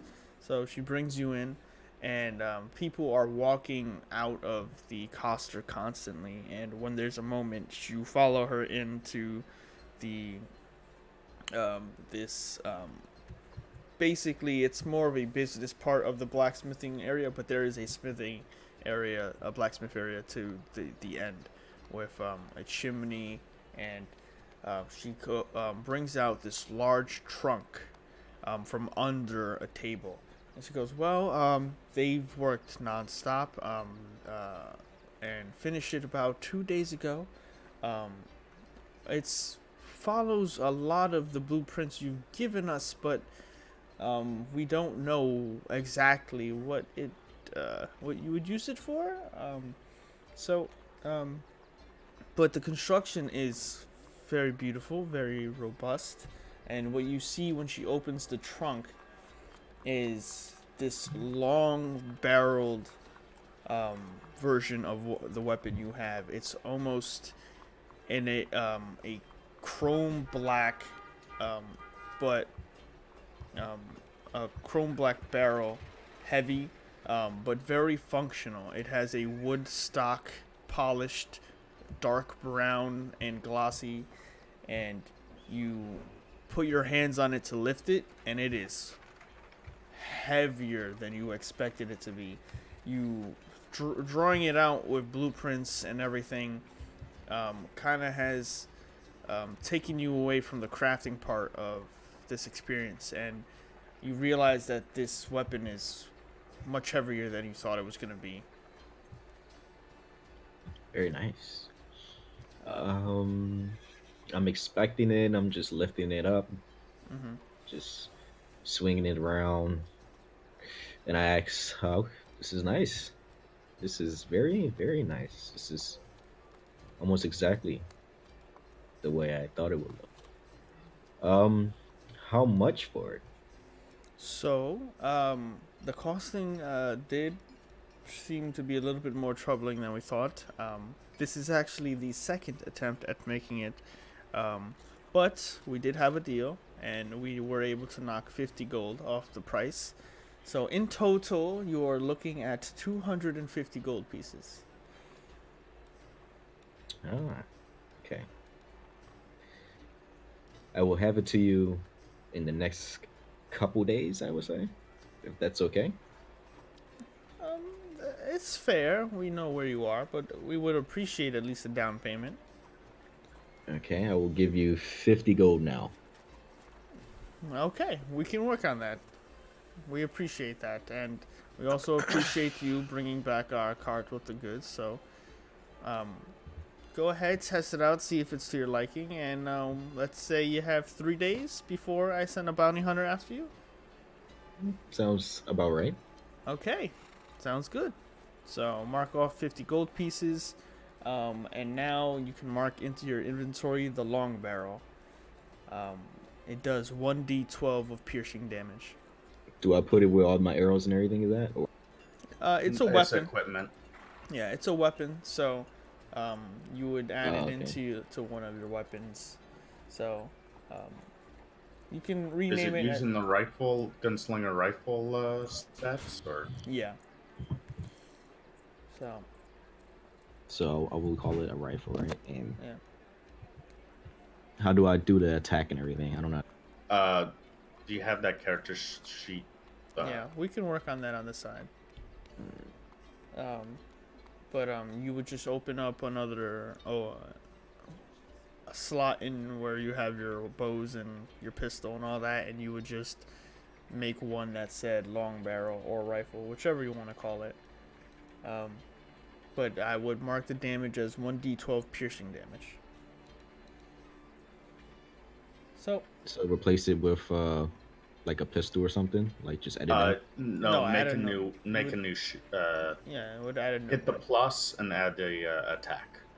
So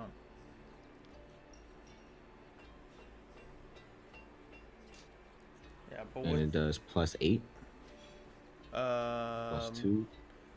What do you mean? The damage. It does a d12. 1d12. Oh, okay, gotcha.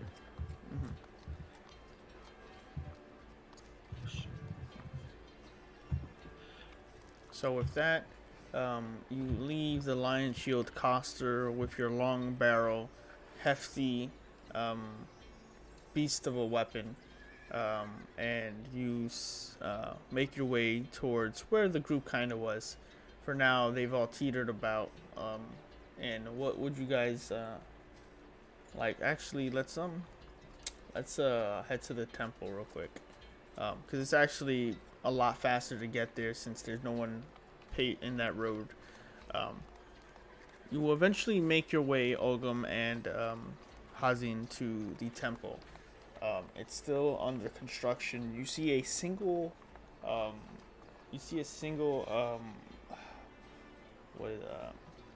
human man around his 50s, just laboring and putting nail to wood and tending to this about 80% completed small temple, looking like a southern church, and he sees you all coming with the body, sticks the wood aside, and how do you approach? I slowly, yeah, throw my hand up and say, I'm looking for clerics. I'm no cleric, but I am a priest in construction of this temple. What are you looking for? Are you the only one here? Looks that way. Alright, I heave a hefty sigh. Alright. I've heard tales. Oh, Ogum, I'm so sorry. Dude, do you have somewhere we could set the body down? Looks at you all. This man with a balding set of hair on his head, looking like age has followed him, and he's got wrinkles, and he looks at you all, saying he's a priest, but looks like a man who's being interrupted by work, and says, well, you can bring him inside if you want. Temple's not really done. And, is there something you want from us? I know this is a long shot, but I've heard tales of people being revived before. Obviously at more prodigious establishments, but is this even a possibility? Prestigious establishments meaning what? A larger cadre of clerics and holy. He's looking at you. You can put him inside. I'll bury him later when I get some time. If you're asking for some sort of resurrection, ain't nothing I can do about that. Sorry for your loss, but just a simple man doing a simple task. I can send word to Neverwinter if you want. Maybe somebody up there can help him. Do you know how long word would take to reach him? Them. More than a few days, unless you got to go to pay for one of them horses that move faster than normal horses. How much would that cost?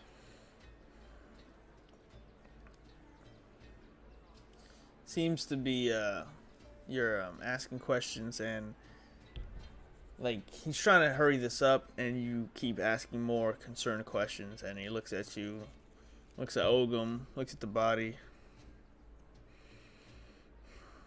Fucking damn it. And he drops a bunch of wood and goes, alright, come inside. Fucking people can't let me. God, come on. I follow him. He leads you into an empty church, and there's a few pews made on the opposite side of the walk-in, towards the front, and there's a table at the very end on a 2-step raised platform. He goes, go ahead and put him up here. Ogum puts the body down real gently. The man goes behind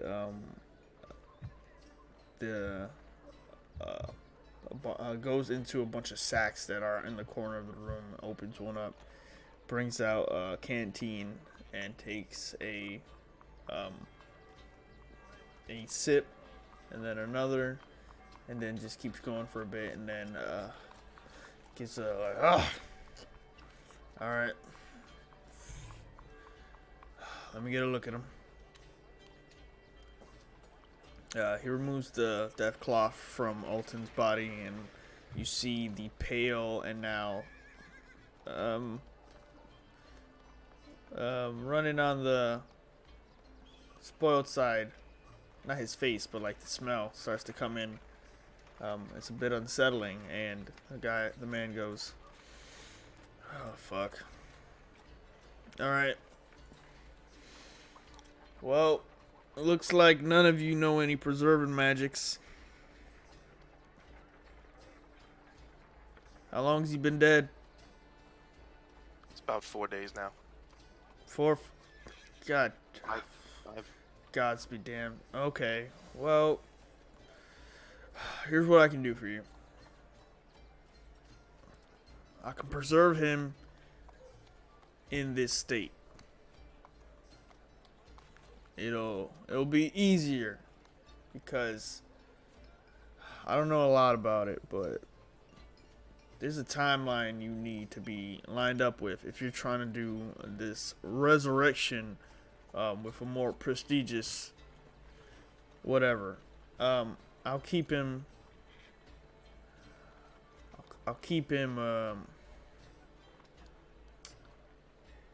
in an acceptable state that they can, if you do find the right people, they would be able to revive him. But that's all I can really do. I'm sorry for your loss, but sometimes people die. How long would you be able to preserve? Pretty much indefinitely. It's not a very powerful incantation, but it's binding. So he'd still be dead, like fucking dead. But he like sticks his finger in his ear and goes, "But I reckon if you do come up with the means to bring him back, you can always dig him up." And I don't know how this works, man. What would you need in order to preserve? Everything I have here. So I'll just say as long as you get him buried in the ground within a few days, he's not gonna smell anymore either, so he won't stink up the place. But get him buried within a couple days. I won't charge you. I just want him out of my. I don't want this to be a place where people store dead things. If you understand me. I understand where he's coming from. I agree to it. I think if there's any hope at some point, this at least gives me a shot at it. And I would like to give him 2 gold no matter what. So I guess, I'll take it. thank you. Puts it in his pocket. All right, get out.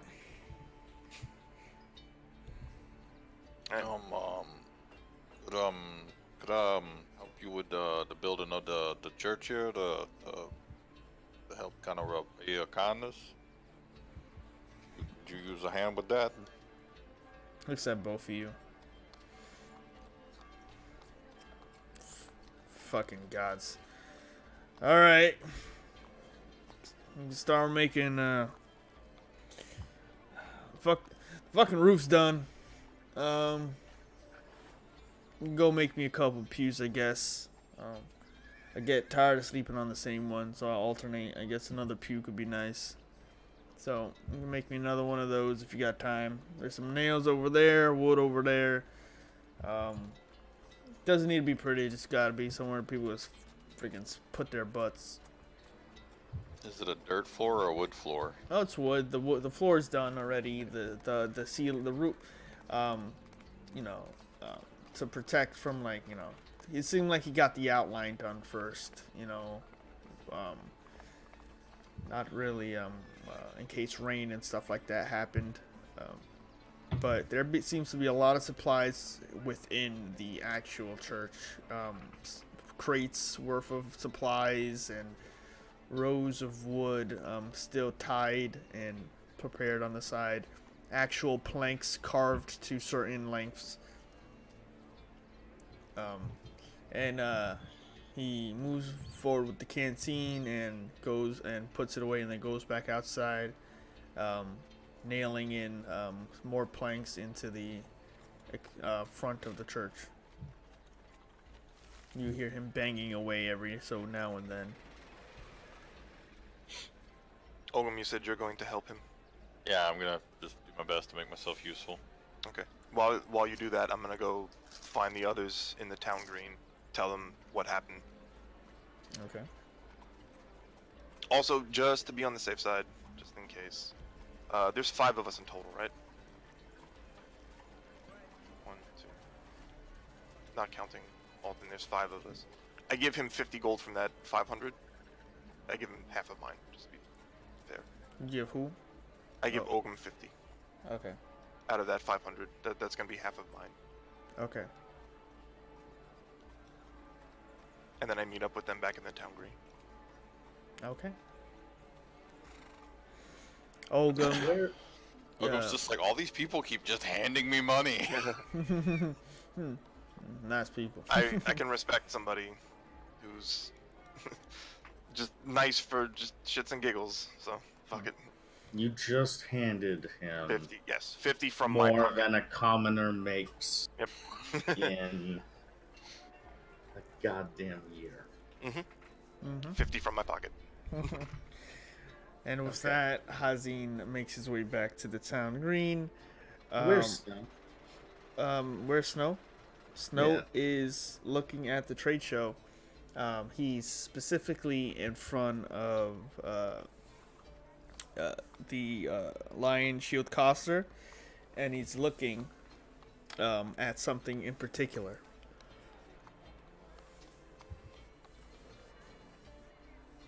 I'll bite. I'll Okay. go I'm over. not there yet, right? So No. You go over and you see that the Lion Coster is actually being their territory is being somewhat invaded by a less ostentatious presentation of another person's trade goods who has just set up their wagon just adjacent to the Shield Coster and aren't moving it and are trying to sell like their goods in front of them, trying to like compete with them.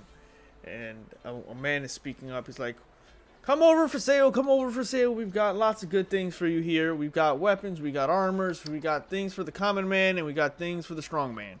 What are you looking for today? And as that's going on, the employees of the Lion Shield Coster seem to be less trying to sell it to people with banter and just saying, presenting their things on fine mannequins and trying not to make their glares noticeable. Snow is looking at 2 mannequins behind the trade table, and there is what looks to be 2 armor sets set up very as matter of factly. You see what looks like these 2 sets of leather armor dyed gray, and in very certain places, like on the chest and right under the breast, they seem to be a little bit thicker, with an additional pad attached to each breast, but stitched in with a design that leads up to the shoulders, and there seems to be on each side this wolf symbol, this wolf-like patch in dark blue on both sides. They seem to be attached onto the shoulders, and Snow seems to be just staring at one of them.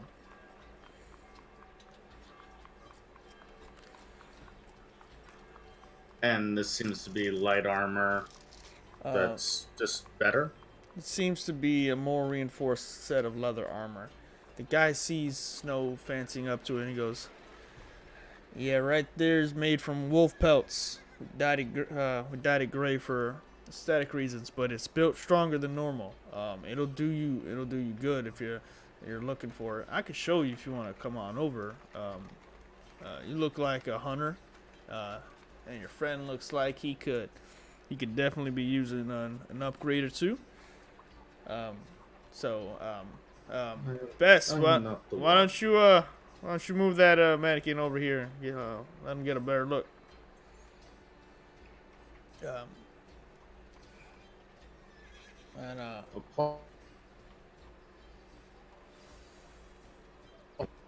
have no use of it. So,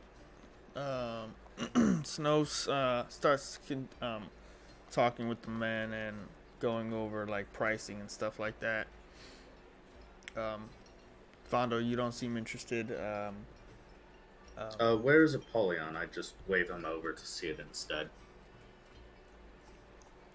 I was just looking around at the trade show.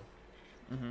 Apollyon, you should Yes. consider this.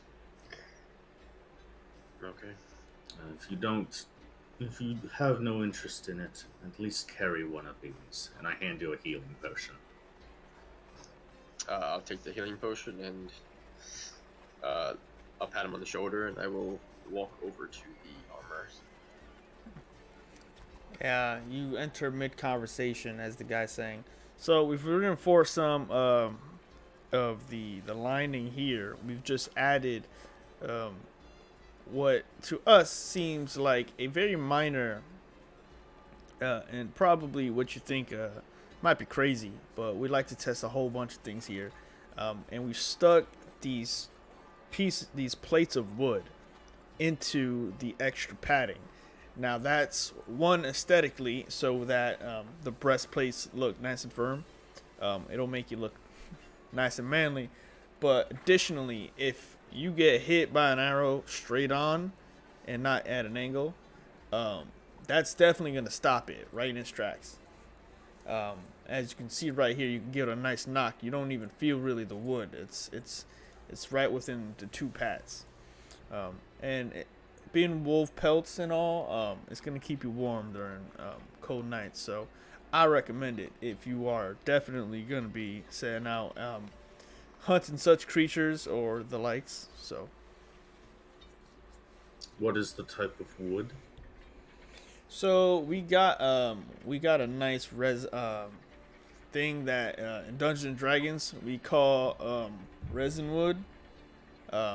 It's actually a mixture of two woods put together that the dungeon master is gonna make up on the spot.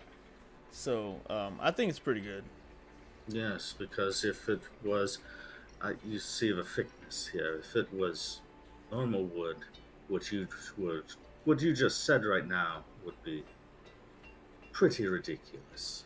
Yeah, pretty goddamn ridiculous. But thank you, Philly. We are in the land of favor and playing Dungeons and Dragons. Playing Where I need a goddamn diamond axe to cut a tree. Is this what I'm hearing? I mean, if you, it depends on the tree. As I said, this is specifically resin wood, and resin wood is known to be very, very difficult to chop up, break off, or even burn. So it's perfect for this. Are you buying? I'm assessing. All right, go fuck How much yourself. are you selling? And That's a nice boulder. Oh. I like that. the man starts speaking to Snow. And I pull out my blade. And they got You have no name, you must die, you are unimportant. my name's Here's no sheet though. my name's Bill. Shit. Yes, that's now. So That means experience. he talks to Snow, who after some talking Snow nods his head and goes, I'll take it. I'll take the one on the right. And he goes, good choice. That'll be 100 gold, good sir. Snow hesitates for a moment and then goes, fuck it. And hands the guy 100 gold pieces outright from his own inventory. And the man says, All right, we can fit you right now if you want to put them on. Unless you want to just take you with you, it's up to you. And Snow goes, no, I'll get fitted now. I wanna know what it feels like. And Snow disappears to the Lion Shield Coster being fitted for his new set of armor. What are you up to, Apollyon? Did I hear that conversation? Yeah, you were there the whole time. Okay, so after I heard the 100 gold, I checked my pockets and turned right around. So How much do you have? 38. Have I made it back yet? No.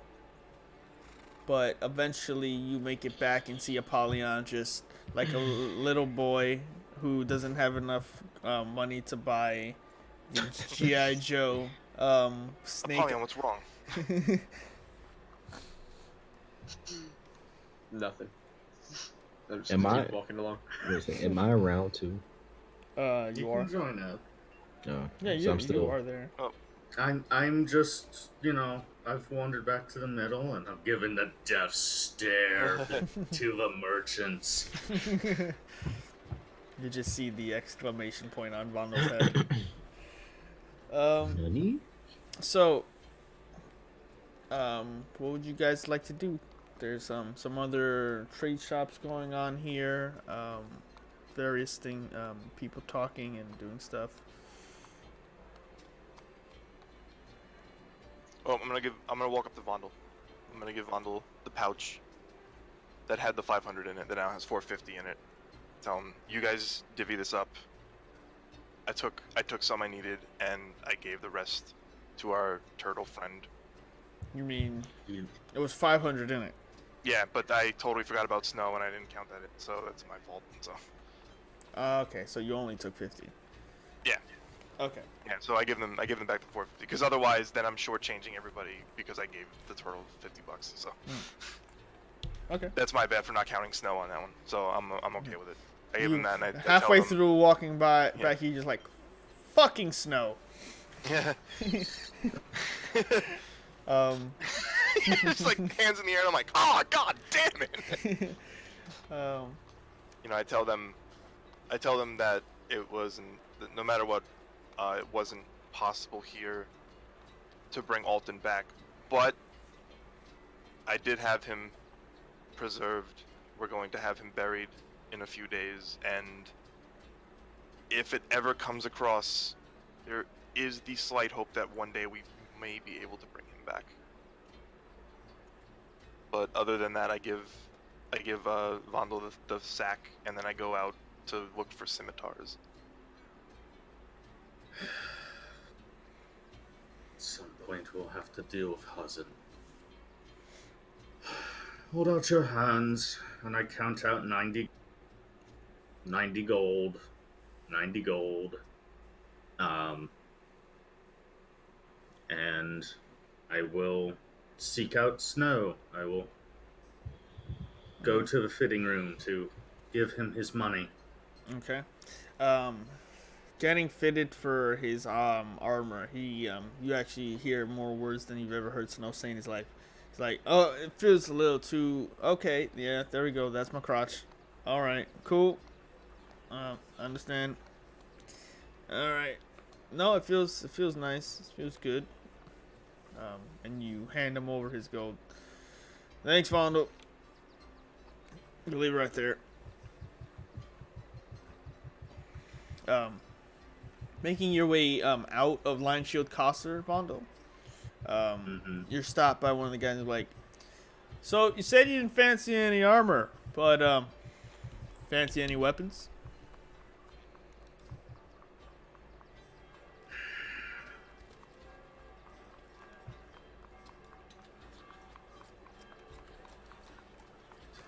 I am a little bit busy. All right, sounds good. I'm going to hunt up that goddamn dwarf, and he's going to tell me what he goddamn knows. Okay. And I'm going to rub my tired eyes.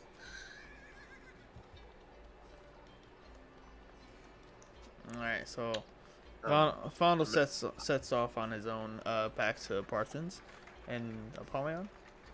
I'm gonna go buy that armor. Okay. So you go up to the guy and he goes, well, what can I do for you? You're interested in your friend's armor? We got one more. Yes, I will take it. How much? All right, that'll be 100 gold. Okay, I hand him the 100 gold. All right, a man who doesn't like to haggle. Thank you, appreciate it. Shakes your hand firmly. No takesy backsies. Takes the gold, puts it in his the trunk, and he goes, if you want to get fitted, you can head on back. Bess here will take care of you, and but unless you want to just take it with you, it's up to you. But you see Snow walk out in this very fresh gray dyed armor with 2 wolf engravings on the sides of the shoulders.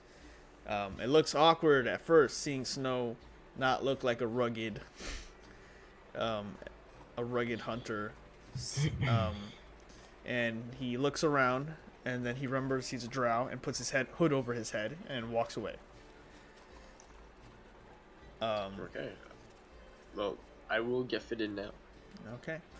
You go in and get fitted for your armor. You can add to your inventory reinforced leather armor.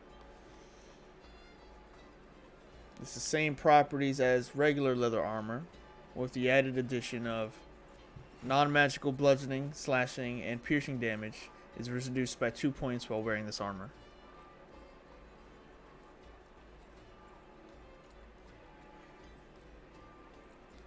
I'll send you a card later in case you forget. Live.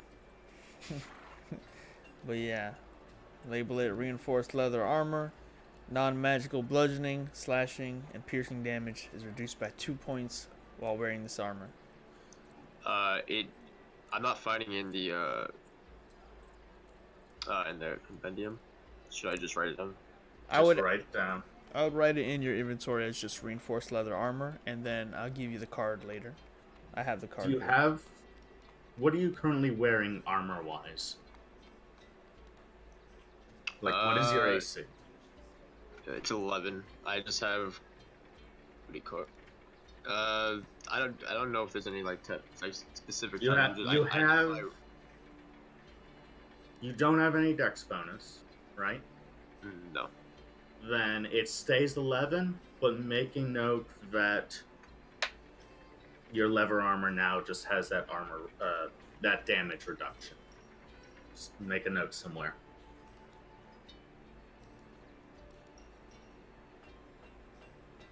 So that's. I got So. Okay, what is it? It's -2. What? -2 damage from non-magical bludgeoning, piercing, and slashing damage. So if you get hit by an arrow that's not magic, you take 2 points off that. If you get hit by an axe that's not magical, take 2 points off that. If you get hit in the amazing resin wooden plates, you take 2 points off that. Weapon damage or damage in general? Just from non-magical bludgeoning, piercing, weapon damage. Throw yourself off a cliff, you'll take 2 less bludgeoning damage from the fall. Yeah. You're good. That's good. Just bump your dex. Oh god, we gotta keep you alive still. Yep. Get some dicks. So with that, you guys find yourselves wandering about, and you hear from the crowd. Do I not get my scimitar? I don't know. Do you want a scimitar? Are you going to go grab a scimitar? I don't know what you're doing. Yeah. Just because I walked off, but I wasn't sure if we were Entice us, Adam. Just what because- do we see? You see- What's cool? just because me and you, Tom, talk in the RL does not mean.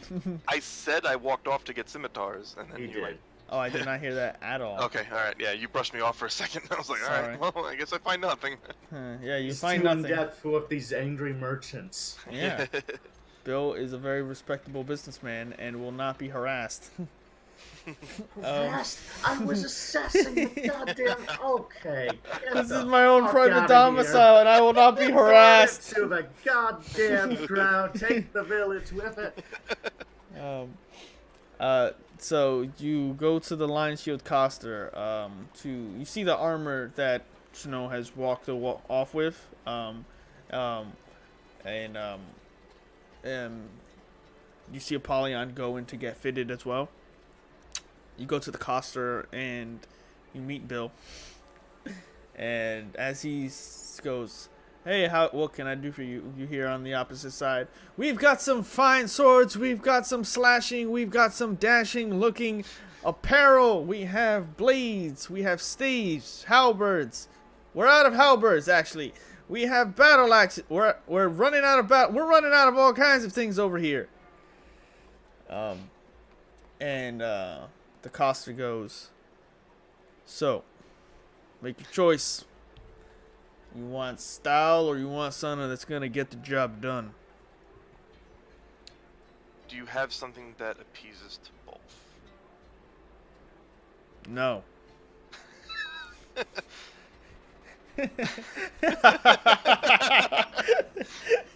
You're very honest. To the ground. You're very honest. But Depends Let what me you see. mean. Define your taste buds for me. I've got some beautiful swords, but to me, a beautiful sword is something that kills the other guy, and that's it. I need. How can I phrase it? I need something that kills the other guy real well, but also has a bit of flourish to it, like a scimitar, but slightly thinner. You have want a anything curved that- blade? Okay. All right. I got one thing that you might like. I don't know. Bess, can you go and find me that? Oh, what is that? Remember that blacksmith we had working back with us, like 2 winters ago? He made that curved blade. That never really got bought. Can you? I think it's in my workshop back in the second. I'll go find it my goddamn self. He comes back. He returns. And he produces a scimitar in a black sheath. Removes the blade, and it is very bright as the light slams into it. Beaming it right back at you. He's like, "Yeah, fucking shiny as fuck." Yeah, it's shiny. It's a scimitar. Never really had much use for it though. So, it looks nice. It's like pretty. It's got a black handle. It's not really my thing though. So it's up to you, really. It is quite extraordinary. How much do you want for it? Well, if I look at my pricing sheets at D&D Beyond, it tells me that scimitars run about. Hold on, I'm loading and refreshing the page. So a normal scimitar will go about 25 gold pieces. And I don't really think it's worth more than that, so I'll leave it at that for you. It's very tempting, but I do not have that at the moment. Oh, then what? Okay, and you know what? I went Do and you back. have- I went to the do you back have to do something you a simple? favor. I went back and did you a favor, and you don't even have the gold. Eh. Define simple. Come on, man. This sharp. Do you have something Yeah. scimitar shaped that's slightly sharp? That is in the 15 to 17 gold range. No. You can ask those guys over there, because they said they got much more simple mean weapons. I'm not really in the sending business away, but if you can't afford our goods, I would check with them. They've got stuff. Okay. All right. Long story Oh, short, thank you. yeah, you're welcome. Long story short, you go and you leave Bill's great, awesome wares and go, and they have a scimitar for 60% off. So it's about 12 gold for the scimitar, and it is not as pretty as the other one. Is it at least functional? Is it sharp? Is it not like bent and crooked and It is a blunt? simple weapon made for vast manufacturing, and that's about it. It'll cut people when you hit them with it, when you slash them with it. Don't recommend lunging with it though, but if you want to, you can do it. And it was 12? Yeah. Yeah, I'll do it. All right. Vondo exhales. That's not even me. Now, who was that? Not even me. That was a stretch. I'm sorry. As Kazuto wandered off. So, as you guys are going through and buying your various weapons, all from Bill or not Bill, I also give Snow back his dagger as a thank you. oh, Snow is buying a cloak that matches his armor. And you give him back his dagger. Thank you. It was a worthwhile experience. You all, as you're perusing and looking around, hear cutting through the crowd of people and voices, a very clear and filtered female voice break through and draw the attention of everyone closer towards the town green. Yes. Ladies and gentlemen, men and women, children and brave adventurers, we have for you an exciting and most breathtaking repertoire of magical items created by the youth of Waterdeep. Wondrous items, herbs of many rarities, and things for the most adventurous of thrill seekers. Now I will say we have less than what we started with, but that should attest to their authenticity, their quality, that they are worth showcasing even to people who may not need, such magical weapons, such magical items. Step up and we shall show you what we have to offer. She finishes her little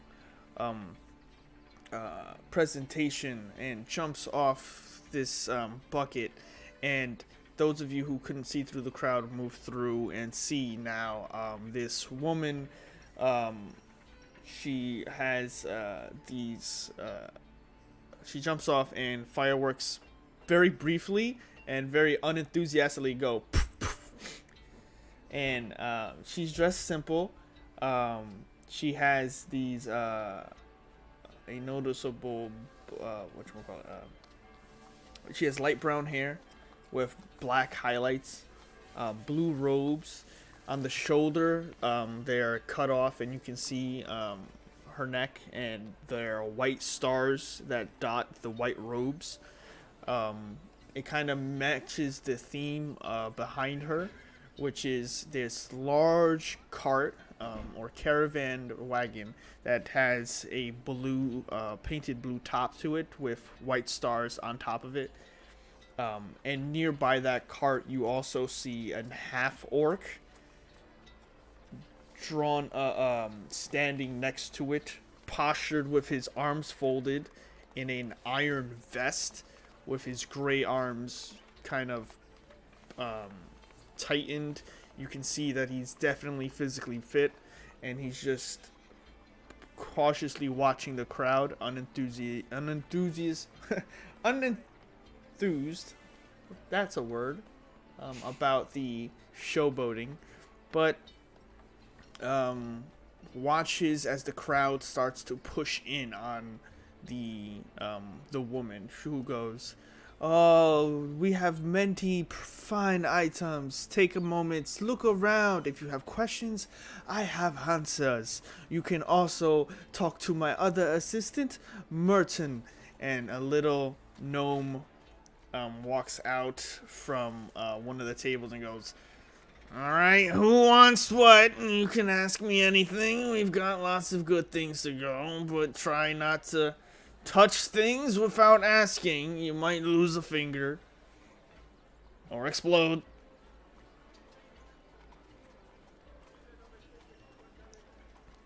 I'm gonna walk towards the area and just look around. Okay. I'm gonna do the same thing. Okay, cool. I'm going to go drink. Okay. Sounds good. What's our turtle companion? That's maybe a bit too bold, but what's the certain turtle doing? He's still helping the priest build the church or the temple. About 5 minutes ago, the guy was like, so yeah, can you like get the fuck out of here and go to the trade show, because I don't really like company as much as I thought I would, and I appreciate it. Like I like it. You need me to go buy some more nails? Oh, okay. Yeah, actually, yeah. Go buy me some more nails. Buy me some. I hear they got this thing called resin wood. It's supposed to be like really top notch. I'm gonna need that. I'll build me a chapel made of resin. I'm gonna need that. So, actually, we only use resin wood, which is why it's taking us so goddamn long to build this fucking goddamn temple. Hey man, if you've got the wood that's stronger than normal, then absolutely. So, yeah, go ahead and do that for me. All right, I'll get on down there to that. All right, thank you. Appreciate it. Thank, I can't find the voice. Trust me, I don't know what the fuck I'm doing either. So you do catch up, and eventually you guys turn around like Jesus, and you see a turtle behind you. We'll say you heard all that stuff that was going on too. So yeah.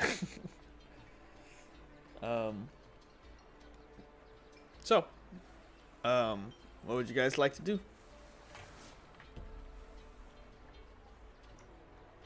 I'm gonna look for a staff. Okay. So what are you looking for? I mean, you look like you hunt wolves or something. What do you look? What do you want? Come on, make it quick. Do you have a staff by any chance?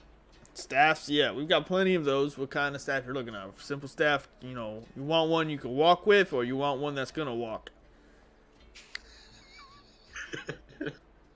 Very nice. Come on, I don't got all day. What are the price ranges for simple staffs? Well, it depends. What are you using for it? Do you want to walk with you? What's going on? Like, just show me the staffs, please. all right, hold on. All right, he comes over with 3 staffs. They are towering over him. He holds them in bundles of like, if he was walking through a doorway, they would definitely hit the ceiling. And he goes, well, all right, so this one is a staff. It's wood.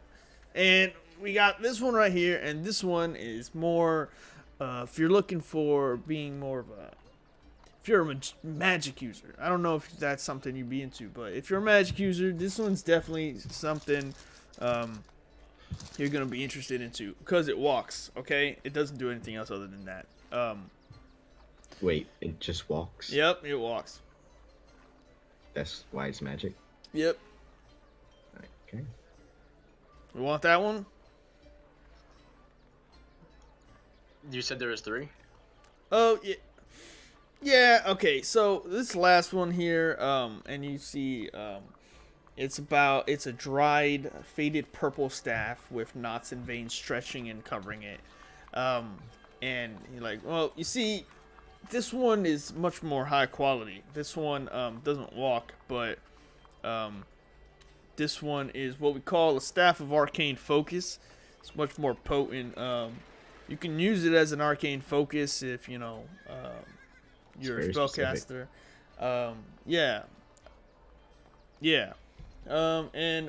Also, once per dawn, the staff can be used to cast detect magic. It's got a pretty it's pretty potent staff here, but it's a little pricey. And doesn't look like you can afford it either. So, no How offense. This one's about, I'd say, let me look at my arcane price tag over here. This one's 100 gold. It's not expensive enough. I go behind Apollyon and I put my hand on his shoulder, tell him, just wait. Just wait. All right. How much for the wooden stuff?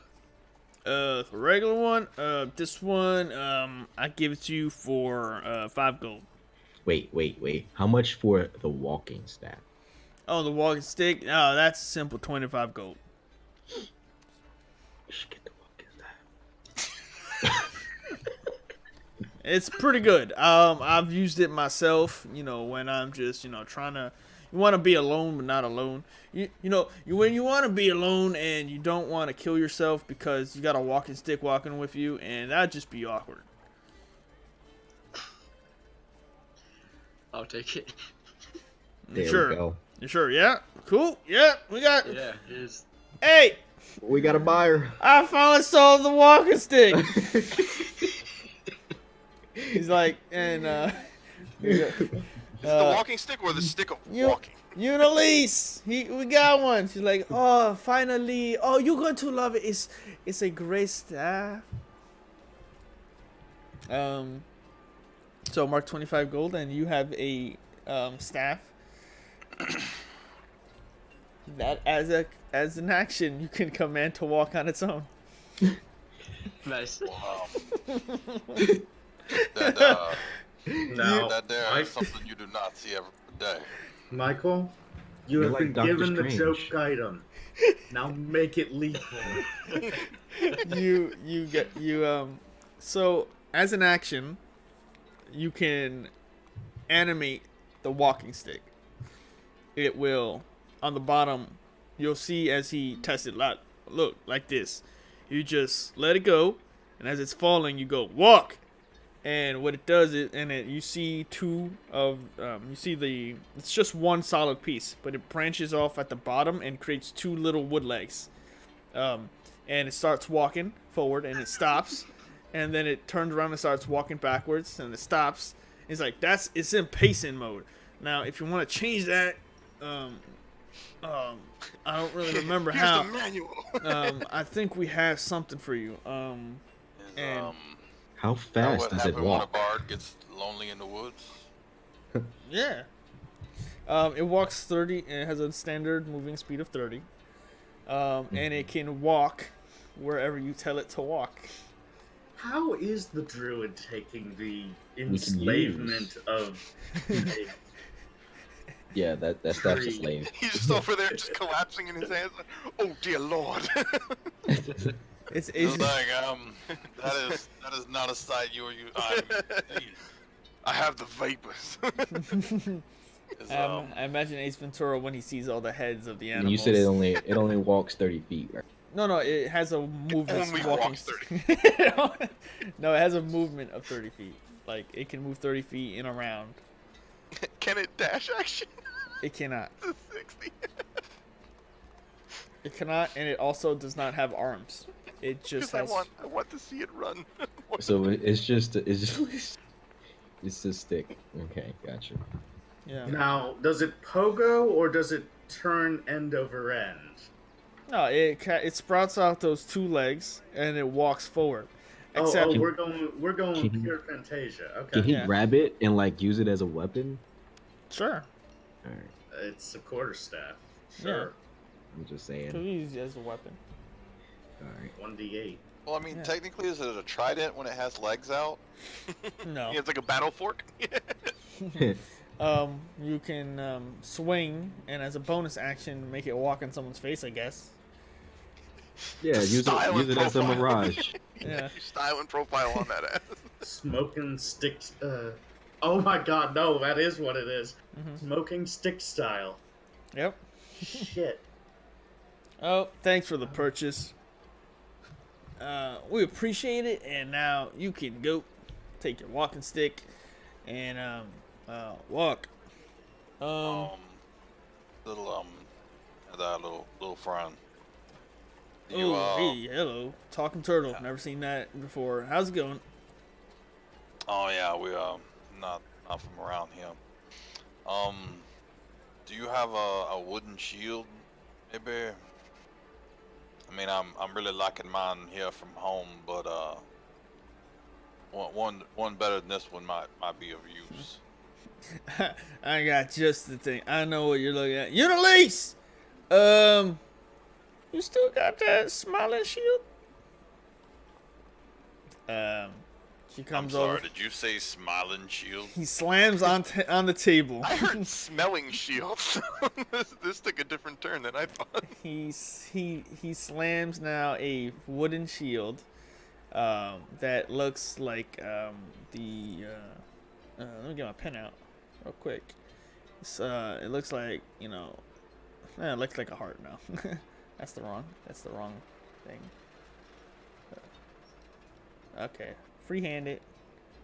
So it looks like this, kind of like that.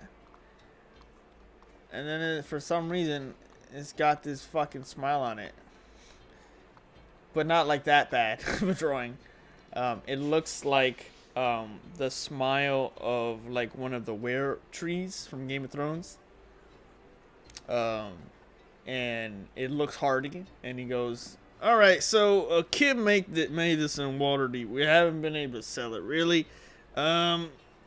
It smiles." It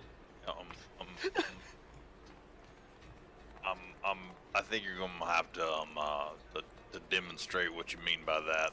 Okay, so first it has a smiling face, right? You see that? Yeah. All right. That's modified. All right, now I'm gonna hold it, and I want you to hit me with it. Well, hit me with something. Hit it with something. Don't hit me with it, but hit it with something. And he holds it with two hands. He grabs his club and gives it a smack. As soon as you smack it, it thumps, and then the smiley face goes to a frowning face. See? Ain't that cool? Like literally, he's just sitting there with his mouth kind of half open, head kind of slowly cocking to the side. That is that's something. That definitely something. Yeah, that's something, all right. Yeah, we haven't been able to sell it either. I think I'm gonna let you keep that. All right. If you could tell us what you're looking for specifically, we could help you a little bit better. Maybe a shield that protects me better than the one I'm currently holding. All right. Well, what kind of, that's easy enough. You want a magic shield or you want like a shield, like, like. I'm assuming I'm gonna need a magic one because I've already got a shield. All right. If you got the coin, I've got one more thing. It's a lovely bog oak if you look into the dark wood here. Okay. Well, I've got something that I think you might like. Now, just give me 1 second, and I think. Hey, Clegg, help me with this one. All right, there we go. And Half Orc helps him bring over another shield made of. This one is made of a dark iron, and it seems a bit heavy. But when you say iron, yeah, I'm looking for a shield made out of natural materials. Natural materials. God damn. All right. Click. Put this back. Put it back. Put it back. Oh, I got one. Okay, cool. Hold on 1 second. All right. How about? And he pulls out another one, and he has this very Nice. And this one is made of resin. It's a nice resin shield. It's actually pretty cool, if I do say so myself. And if you want, you can just take a look at it and passes it over. Gives it a heft. So this one is actually pretty expensive. We have actually passed someone to find it. It's not expensive, but like, I mean, it's actually a really good shield. So a few things. It's got a property on it, and it's enchanted, making it a little more expensive, but I think you might like it. So first, if I may break the fourth wall, it's got the heavy property to it, which means grapple checks to knock you prone. Grapple and checks to knock you prone are made with disadvantage. Sounds nice. Yep. And then it also has your choice of a first level spell slot from the Druid spells list that you can insert into it. I can store a spell for me then. Yeah, from the Druid spell list specifically. That's very specific. Yeah, I know, right? It's crazy. Almost like, you know. How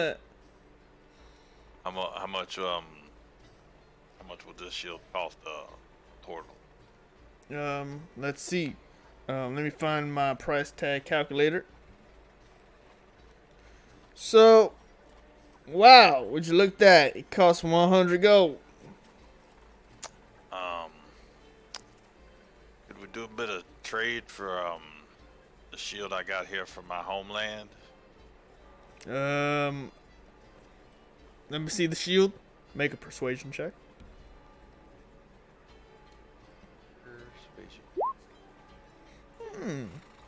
It's not bad. What's this made out of? That's not. That's a bog oak. It's when oak sinks down into the bog, it absorbs a lot of the minerals from the bottom there. It's a little heavier than regular oak, but it's a little easier to work with.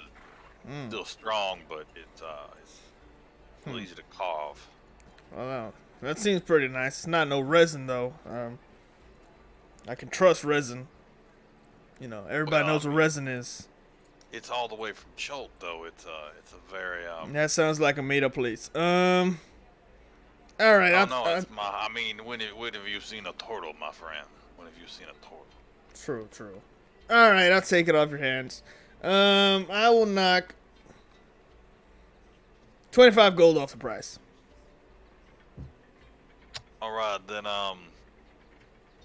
I think we could come to an arrangement if you could give me 10 gold from this jade turtle amulet that I brought from my home. It's worth at least 10 gold. Yeah, maybe a little more if you find the right buyer. All right, we have a deal. Thank you kindly. Okay, I'll take it. All right, scoops over the gold, hands over the shield. So the shield, you can store a first level spell slot in it. Let's see.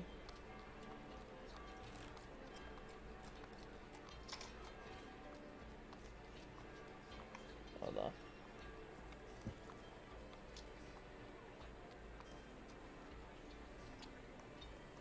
So yeah, you can store a first level spell slot from a spell from your class list, as long as you know that spell or have a scroll with that spell. Okay. Does it stay there after a long rest, or does it go away? No, it stays. So it's Cool. it's like an ion stone in a way. Just simpler. The shield version. Yeah. So with that, all right. So I'm gonna go take a piss. Thanks for the buying the stuff. I'm gonna let Elise taking a piss break. I'll be back. So you see this woman, fair-skinned, also showcasing various magical items. And what would you all like to do with the rest of your time? Can I make an Arcana check to see if the staff does anything other than walk? Yeah, make an Arcana check. Yeah, so the walking staff can walk, and it can also be a staff. Shit, son, you got a magic stick. Right before I decided to dip into the bar, I also realized that maybe I should stock up on arrows and rations again. So can I take a shopping break for some arrows and rations? Yeah. What's the pack of arrows looking at? Let's see. You get 20 arrows for 5 gold. And I don't remember the price for rations. Think someone else might know it. I think it's 1 silver for 10 days or something like that. Yeah, it's something like that. Silver? No, hold on. Could have sworn we paid Maybe- copper for rations last time. No, we didn't pay copper. I We got had it. copper to spend. Ah, I got it right here. 5 silver for 1 day's ration. Yeah.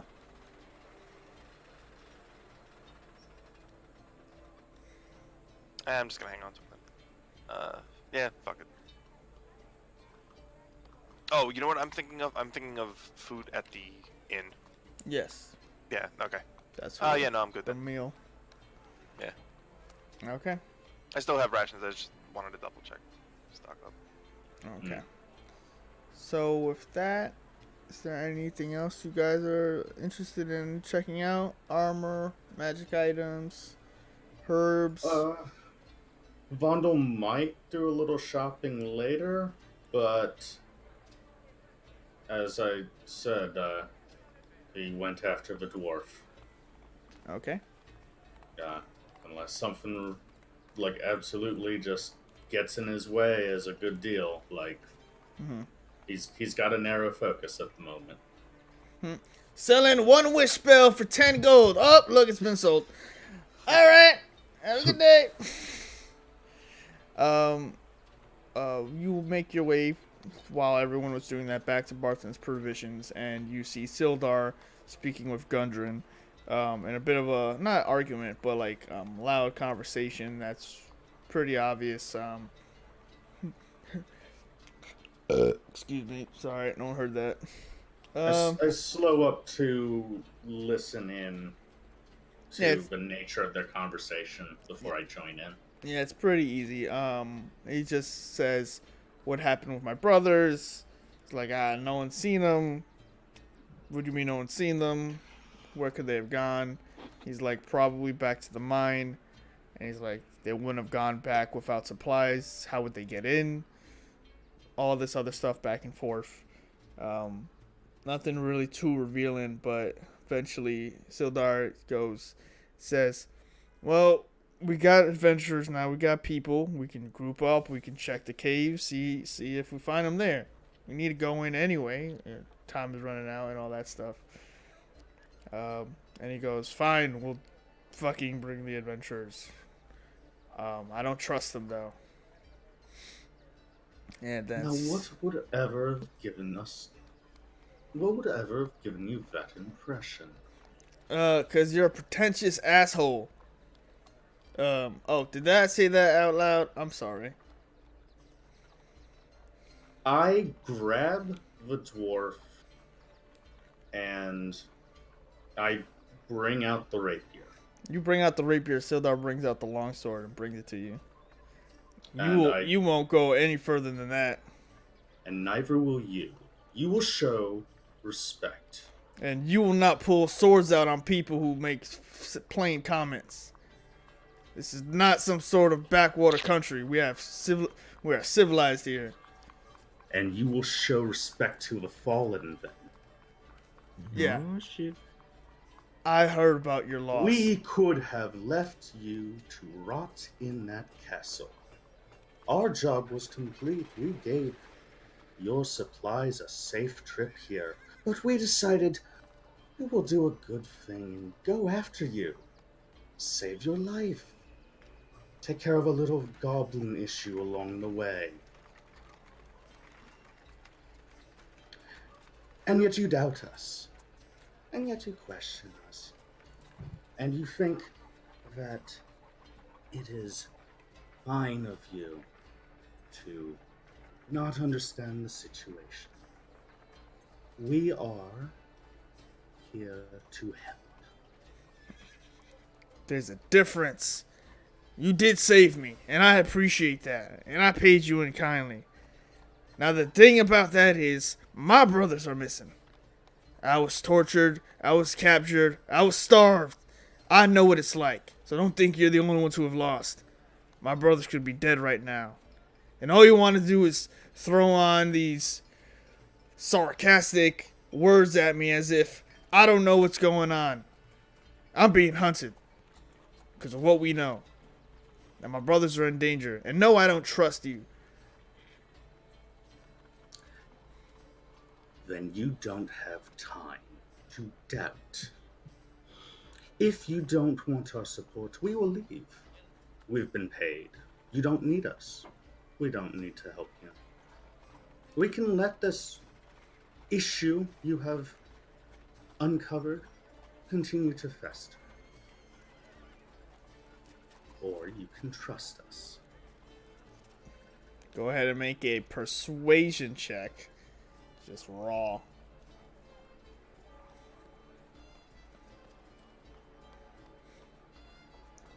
Did we hear all this, by the way? No. Okay. None of us. You guys are out in the fair, and I'm like at the bar. This is. Oh, he went off. I went back to Yeah. the provisions. Polyon and Kazuto and Ogum are here. You got Hazin over here because the DM loves 9 different narratives. And then you also have Vondo There's over no narrative. here. I'm getting drunk. That's what it is. I'm just eating. Yeah, we'll see about that in a couple minutes. Hey. So, as your words go through, he goes, "Fine, we'll talk about it later. But right now, I need to figure out what happened with my brothers, and then we'll talk. One way or another, we're going back to Wave Echo Cave. And I promise you'll be paid in kind again if you can find and return my brothers. But I'm going with you. 1, so you don't die. And 2, so you don't get them killed." And he nods towards Sildar. And Sildar lowers his long sword. I lower the rapier in kind. He nods and sheaves it. Goes, "We're all on the same side. Now, just gonna say this. We've got lots going on here. We need to remember one thing. We are either being watched or hunted or both. Not just Gundren now. All of us. This is a precarious moment. And I will say that until we meet up again later tonight, I will watch Gundren and protect him. You should be doing the same with your folk." As that happens, Hazin, while you're drinking in the bar, sitting at a table of your own, with your own pitcher, someone sits on the other end. The familiar bald man, adorned in his red leather armor, and goes, with a smiling face, "So, about that tax."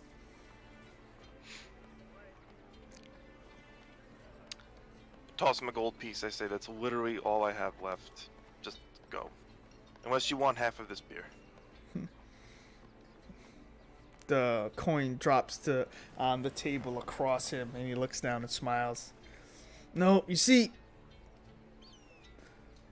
we try to be nice the first time. And the problem with that is the town is bustling again, and there need to be examples, Matt. And you seem to not be in company of anybody, any one of your friends, so you don't mind if we just make sure. And 2 hands, one on each side of your shoulder, grab you, and immediately you get punched in the back of the head. Okay, we're still at the town green, right? Yeah, you guys are in the town green at the festival. You immediately, Hazin, take 2 points of bludgeoning damage as you get punched in the back of the head, and then you take in another 2 points of bludgeoning damage from the other side as you are punched twice, and then they are also going to try to grapple you. I need you to make an acrobatics check to contest it. Let's see, where's my guys? Where's my guys at?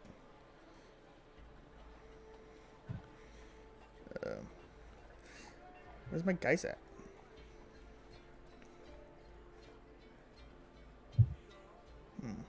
Sorry, I'm looking through the things.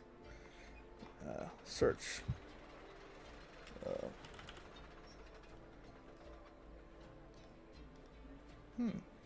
Sorry.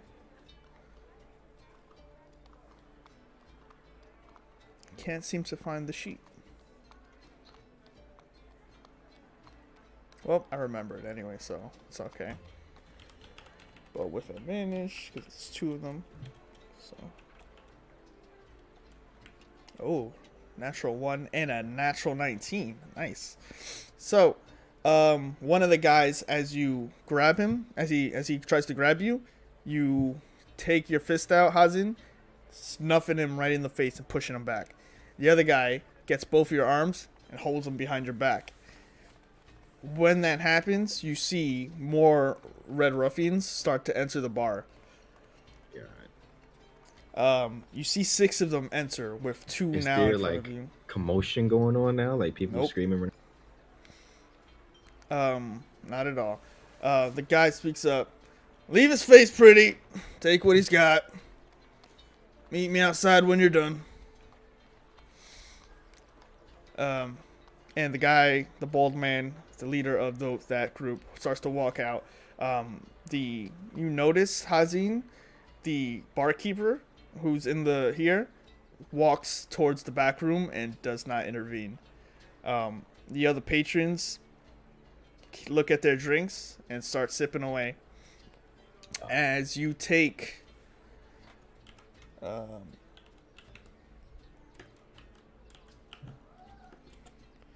you take 8 points of bludgeoning damage as they start to, in the first round, just start to wail on you. Now it's your turn. You take a punch to the gut, punch to the face, even though he said to leave him pretty. You take another punch to the gut as they just start hammering into you, all taking turns. You find yourself taking all this damage and being beaten in front of everybody. What do you do? I'm still grappled by the one dude. Mm-hmm. Can I try to kick off the ground and flip over him out of it? Yes. Make an acrobatics check. Contested with his... Nice. So you pull, after you've taken all these to the gut and to the face, you spring out and go over his, you kick off someone in front of you, flip over the guy, and break loose. You find yourself free momentarily, but still surrounded by 3 people. You have behind you the table, but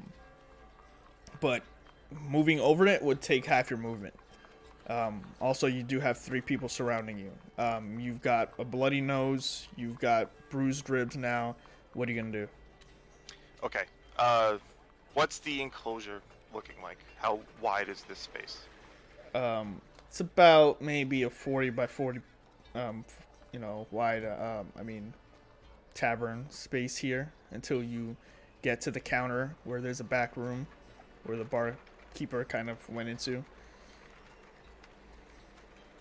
Do I have any sort of open path to a window? There are no windows in this.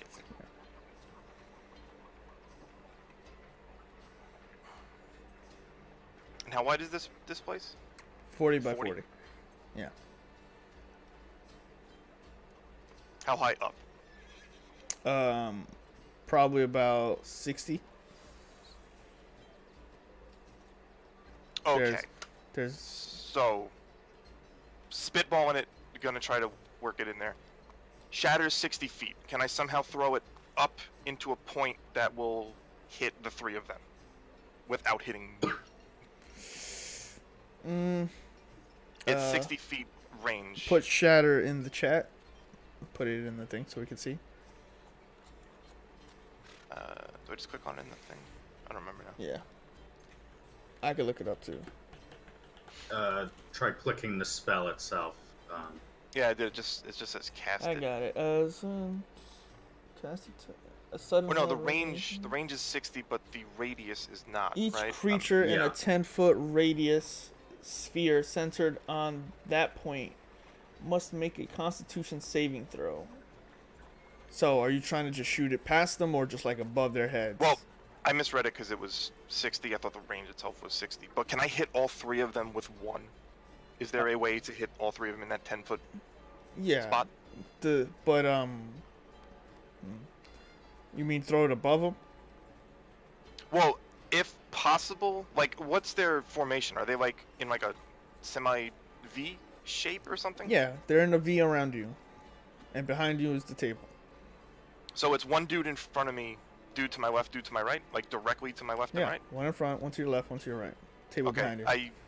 I use how much speed? I use 10 to go over the table. Mm-hmm. And then in front of the one I was staring at, that's my point, so that it's going to hit him, the dude to my left, the dude to my right, but not hit me. Okay. To move out of the range of the guy in front, you would take an attack of opportunity. Fuck it. That's nothing else. That's a 21 to hit. That hits. You take 2 more points of bludgeoning damage. Okay. The other ones, are you trying to move out of their space or just onto the table? It's backstepping to the point where I can shatter the 3 of them without having to shatter myself. That would be 10 more feet away from them. So Okay. you would be out of the range, which would be 2 more attack of opportunities. Let's do it. All right. That's a 13 to hit That does not. and a natural 20, so you take 4 points of bludgeoning damage. What's your health at? 3. Yeah. You take Alright, a punch to the back of the head, and you finally get up to the back. You turn, you look at them, you cast Shatter. Let's see. They have to make Constitution saving throws. I think they are. I think they only have a +1. And they take 13 if they fail it, half of that if they pass it. Your DC's what? My 13? DC's 13. All 3 of them fail.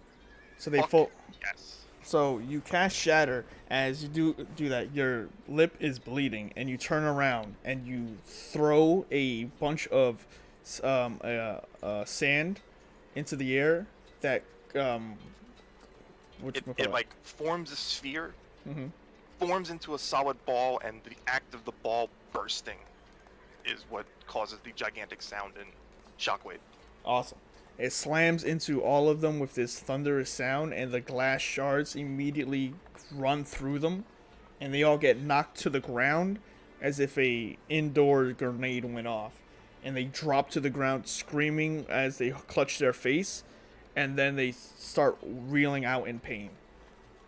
They are all three on the ground as the other 6 at the entrance look at this, see you standing there on top of the table bloodied, and the crowd that's actually in the tavern starts to back away in, like to the other end of the tavern, trying to give distance.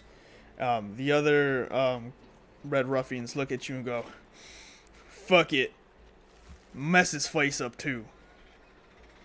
And yeah, they all just. Well, before they get their rounds in, Yeah. I'm gonna bonus action heal myself at least. Okay. Healing word or what? Healing word, because I already used my main action for that. So Okay. The red ruffians see you do that. They all rush in. They get 6 attacks. yeah, I know. So at least Um, have some health back. All right, you're up. You heal up. 8. That's a 13 to hit. Nope. Oops. I'll go back down. It's a 16 to hit. Yep. You take 2 more points of bludgeoning damage. The next one's gonna miss. That one's a natural 1. 13 to hit is a miss. Oh, and another miss. Okay, so they start rushing up. They all start rushing up to the table. They all just start throwing fists at you. You kick them off. You slap their hands away. You step on one person. You kick them in the face. You're basically fighting for your life as they're just swarming the table and just trying to grab you, bring you down, and just beat the living shit out of you. And that's gonna be their turn.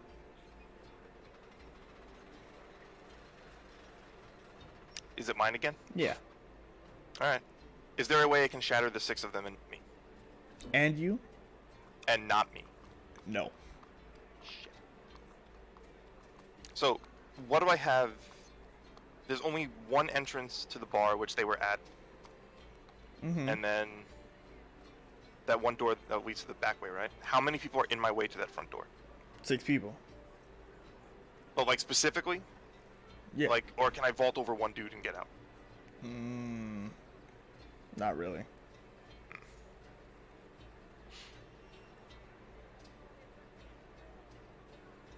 How many people can I catch and shatter in front of me? If you threw it to not hit yourself, Yeah, like you could hit 3 people. and like the 3 directly in front of me. Yeah. All right. So I'm gonna throw it Well, actually, Same let me thing. see this radius. because I can 10 form it in foot like the door radius. behind them, right?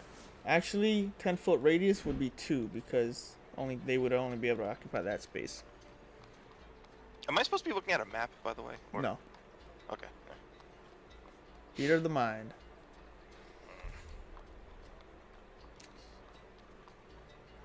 So it's 2 directly in front of that door, right? No, not like in front of the door. Just in front. If you're gonna try to hit people, technically you can have hit 3 people with that. I just didn't read the spell right. So, a 10-foot radius, you could hit 2 people. Because they're not in a circle. They're just spread out. So, But I can hit the 2 that are directly in front of my passage to the door. right. Okay, so we're gonna try that. Okay. And then same thing. That's a 15 and a 20.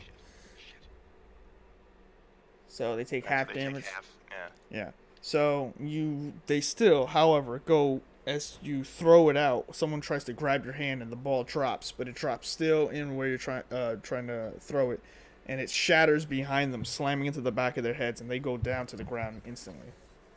How loud is a shatter? Yeah, It's loud. pretty loud. It's So super we loud. hear. Can we hear it? You have probably heard Not the yet. first one, but We'll get this there. is also like a 6-second in between. You're One and also in two. the middle of a crowd, so you'll hear it Um, when it happens, but not like.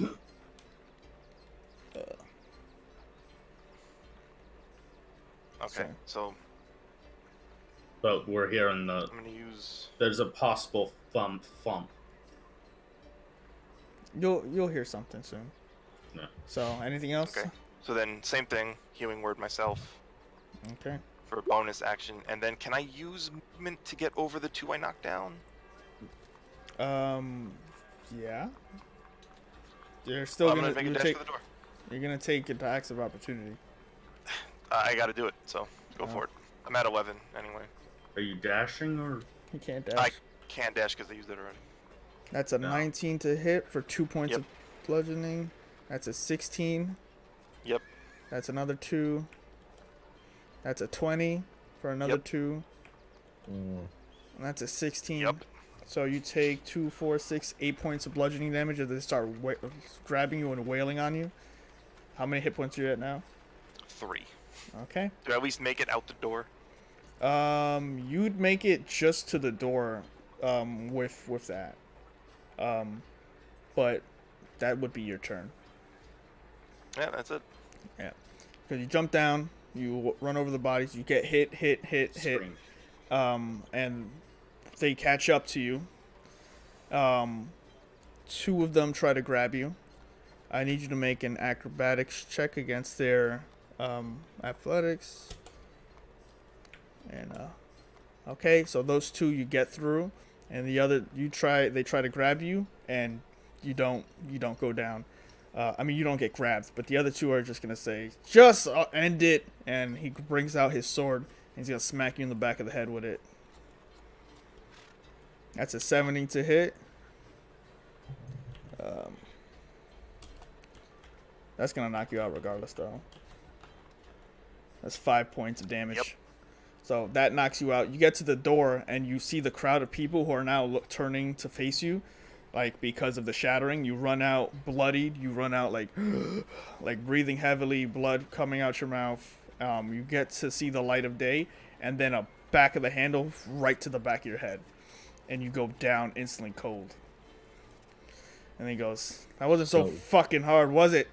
And now you People all gasping, like, now moving you all towards commotion. heard that first sound, very Okay. indiscernible. You didn't know really what it was. You turned for a bit, but no one reacts to it. Then the second one goes off moments later, and people turn towards the Stonehill Inn, and you guys part a little bit through the crowd and then see nothing until Hazim gets to the door, and you see him bloodied, and his face just red, and then he goes, you see his eyes roll back as he slams to the bottom of the staircase, and you see Red Ruffians start walking out of the Stonehill Inn, but Hazim's body drops to the bottom of the staircase where that guy you saw before was, the leader. I mean, not where he was before, but you see him standing at the bottom, and he looks down and he goes, "I said leave him pretty," and all the crowd starts to back up instinctually and quiet down and silence themselves. Are they still there? Yeah, there's Like, about we see all this happening. now the you see leader and them are still there. you see now you guys, while you see the Red Ruffian leader, the bald guy you saw before, like a week ago, talking. You see Hazin on the ground. You see 6 Red Ruffians at the top of this the staircase, and the leader looks down and he grabs Hazin by the head and goes, "I said leave him looking pretty. He's all fucked up. Go ahead, search him." I don't know what to do. Oh, fuck that. It's I almost look, like you have a rifle that can hit them from anywhere. yeah, but are we close enough that I don't have to use my rifle? Define close enough. They're here. You define close enough. They're here. Alright. There, and you're here. You could How many run. feet? Do you wanna? Are you trying? Yeah, how many feet away do you know? Yeah, you're about like 100 feet away from them. All right, good. I'll take out my rifle. Okay. I look towards Apollyon. I tell him to go ahead. I bring out my rifle. To go ahead. Blessed. The No, like walking to go stick a- starts running forward. Ah! That's actually not a bad idea, too. Dude. Yo, you know what? Send that stick up there, man. They'll be like, "What the fuck is that?" No, that's All right, that's- but that's bad. So, I take out my rifle, right, mhm, and I aim towards the leader. And mhm. am I allowed to use a grit with the rifle? Oh, yeah. Yeah, Yes, you it's are. a firearm. All right. I will use a dazing shot Oh for the shit. leader. Oh shit. All right. So do I just roll attack, Um, or do I hit the dazing shot too? no, you have to make an attack roll still. All So right. you spend a grit though to do it, and then Yeah, you I make have the one shot. left. Yeah. All right. And then I'll just hit. Right. Ooh. That will definitely hit. Go ahead and roll damage now. It's all set up too? Okay, nice. Alright, so you see that happen. He goes, it said I'm looking pretty. Search him. Drops Hazin's unconscious face to the ground. Looks around the crowd and goes, now, let this be a as you fire off the shot and it slams into his right shoulder and he goes, ah! And the crowd disperses immediately as you fire off. They all start running in tons of different directions. The Red Ruffians start running down the staircase, pulling now short bows and swords out. They start surrounding the leader, who's grabbing at his arm. Definitively, Vondel, you hear that while you're at Barthen's Provisions, just finishing your conversation. Sildar hears it, you hear it. Gundren looks about. He doesn't recognize that sound, but you recognize that sound. As you move forward, we move forward with this. Kazuto, you get that attack off. Apollyon, you get one attack off as well. Let me know when I'm within 120 feet. I suspect I might be. Mm-hmm. They're grouped up together, right? We're trying to protect them now, right? Well, it's all happening simultaneously. We would say Apollyon got to make his attack before they got to run down the stairs. This is all happening simultaneously. If they're So- with, yeah, go ahead first and then me. All right, so yeah, as soon as he told me to go ahead, I'm gonna take out my left. I'm gonna ready my left hand, and I'm going to. Nope, never mind. Yeah. I'm gonna do nothing. No, you go out, you bring out your hand, and you fire off an Eldritch Blast, and it hits right past one of the bandits, and it just slams into the wood and explodes next to his head. He looks out, and he notches an arrow, and they all prepare to just start firing at you guys. I will also shoot at the leader. You would not be able to see them. I don't see them down the road. If you were to leave from Barthen's, Yeah. you would first head west. They're Mhm. down here. Oh, sorry. I Yeah, so misunderstood where you were. I thought the bar was. Stonehill Inn is the bar. I thought it was this. No, sorry. spot, Let me but clarify okay. for So, everyone. And you yeah. are the triangle. You would be the triangle coming out here. So they're 3 buildings away from you. Right. Well, I'm moving. Okay. So with that, Vondel, you say anything to Sildar or Gundren, or you just go moving? No, I'm done with them. I'm tired of it. No, I'm just gonna Okay, you head run. as quickly as I can, go which down. is not far. It's fine. 30 feet You go. around. You Fuck go. me. You go down the stairs, then you turn and run down the street. You, Kazuto and Apollyon and Ogum, did you want to do anything in that moment too, or I would say Ogum's gonna kind of stare in surprise for a moment. He doesn't really understand what's going on. okay. He doesn't know about the red gangs or any of that. All right, no problem. So with that, the Red Ruffians run down the staircase. They all notch arrows. They prepare to fire.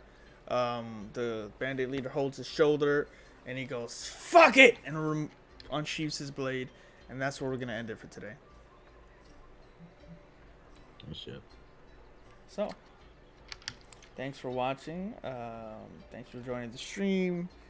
Catch anything you missed at youtube.com/Mada Zitro, all that stuff to catch the previous episodes. Thank you to our adventurers for playing. Thanks for people who followed, subscribed. Thank you. The emotes, the custom emotes, should be up. I think it's by the end of today. They're pending, but they should be final approved by the end of today. So look forward to that, and we will see you guys in the next episode of Heroes of Phandalin. Have a good day.